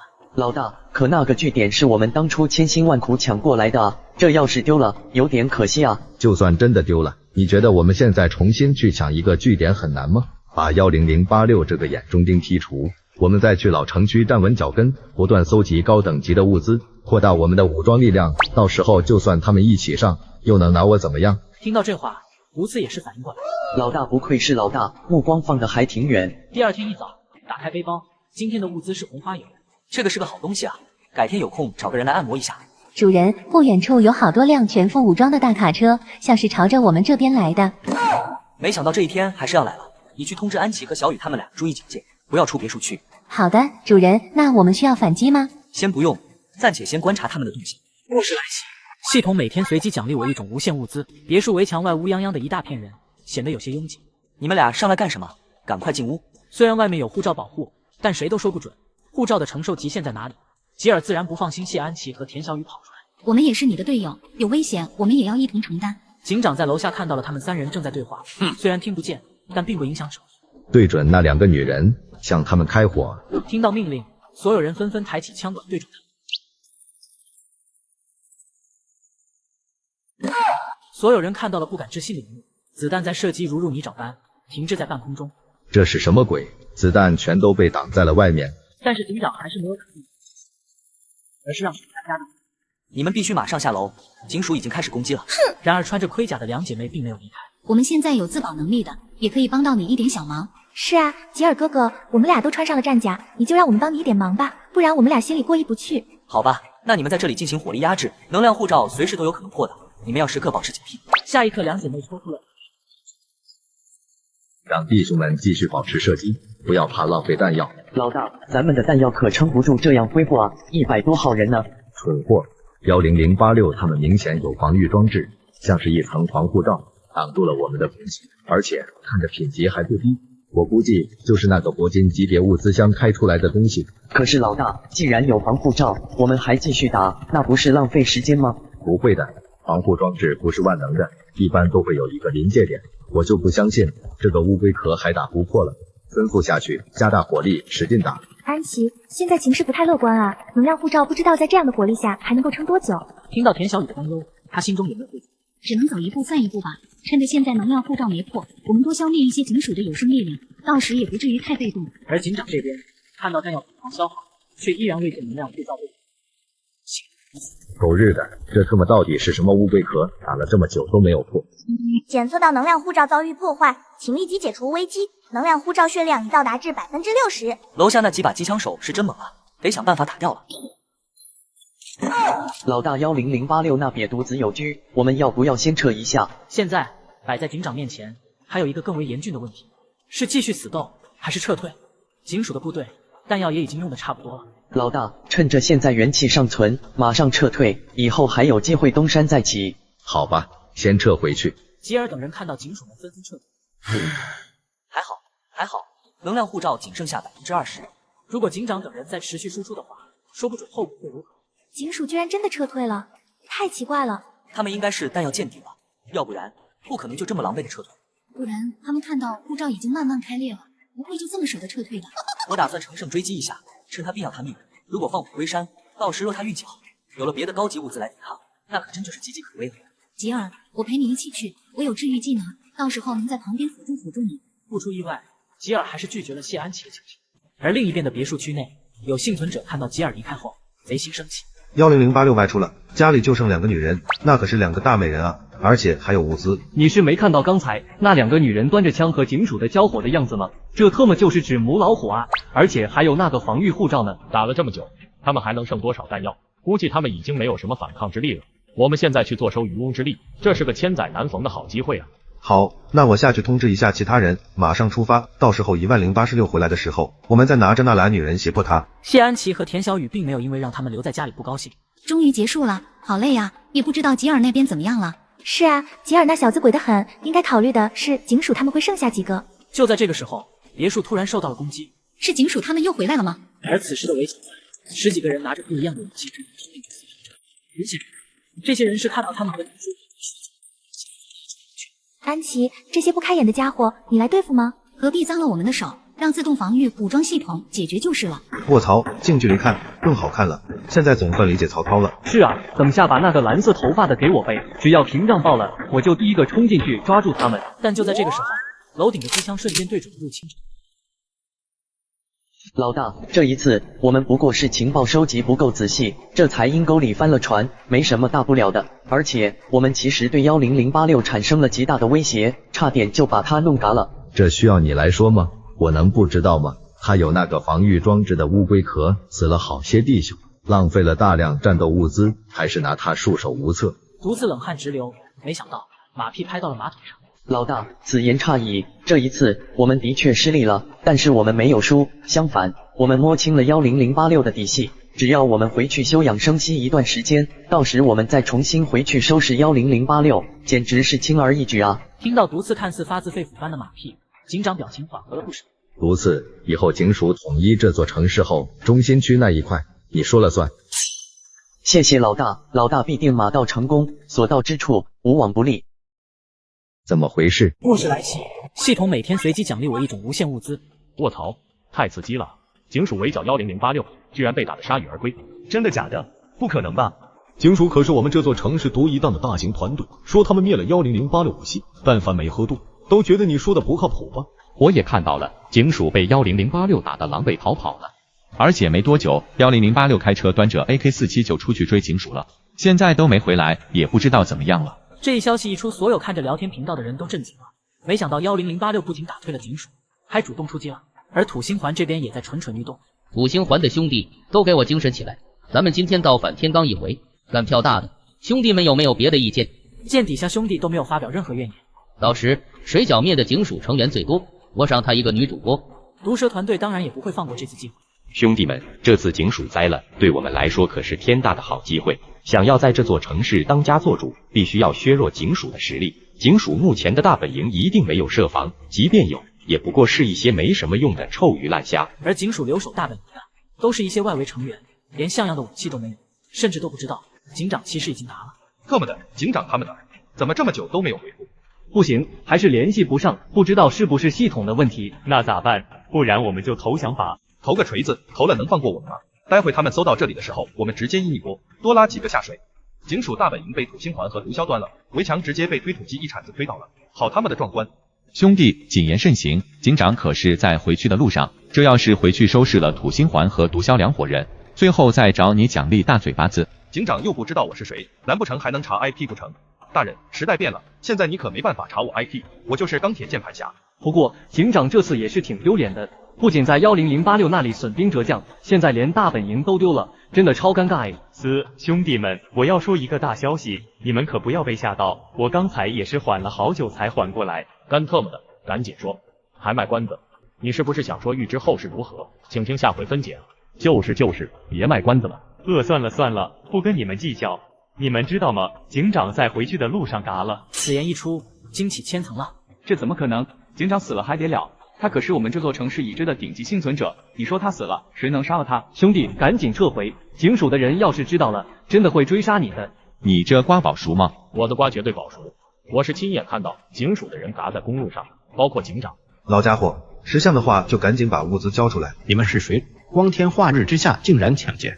我们是10086的拥护者，就是看不惯你。给我打！赢的小团队刚经过一场战斗，他们即将收获一个白银级别的物资箱。这时，一群拿着枪的人走过来。这个白银物资箱，我们看上了，你们赶紧滚蛋！凭什么？这是我们团队出生入死才打下来的物资箱。就凭我是10006粉丝会的人，不想嘎的话，你们就给我滚！这样的情况，在这座城市的几乎每一处地方都在上演。这群水军甚至毫无掩饰，冲着人就是说我就是10086的拥护者。我宣布，从现在开始，我就是10086的忠实粉丝了。我一人便是一支军队，太霸气了！脑残粉能不能滚远点？威尔太冲了。你要是不服，去找10086单挑。你要是比10086厉害，我们直接叫你老大，管你叫偶像。要是不行，就别出来丢人现眼了。10086永远的神，我永远是你的小迷弟。一时间，聊天频道内都是各种吹捧10086。吉尔，你不觉得你这些粉丝的行为很蹊跷吗？对，我怀疑这背后有推手，有人故意雇佣水军，用粉丝来反串，败坏路人缘。不愧是万人迷校花，一句话看破水军的布局。我又不是大明星，末日世界还会讲究什么路人缘吗？在这里，自身实力才是一切。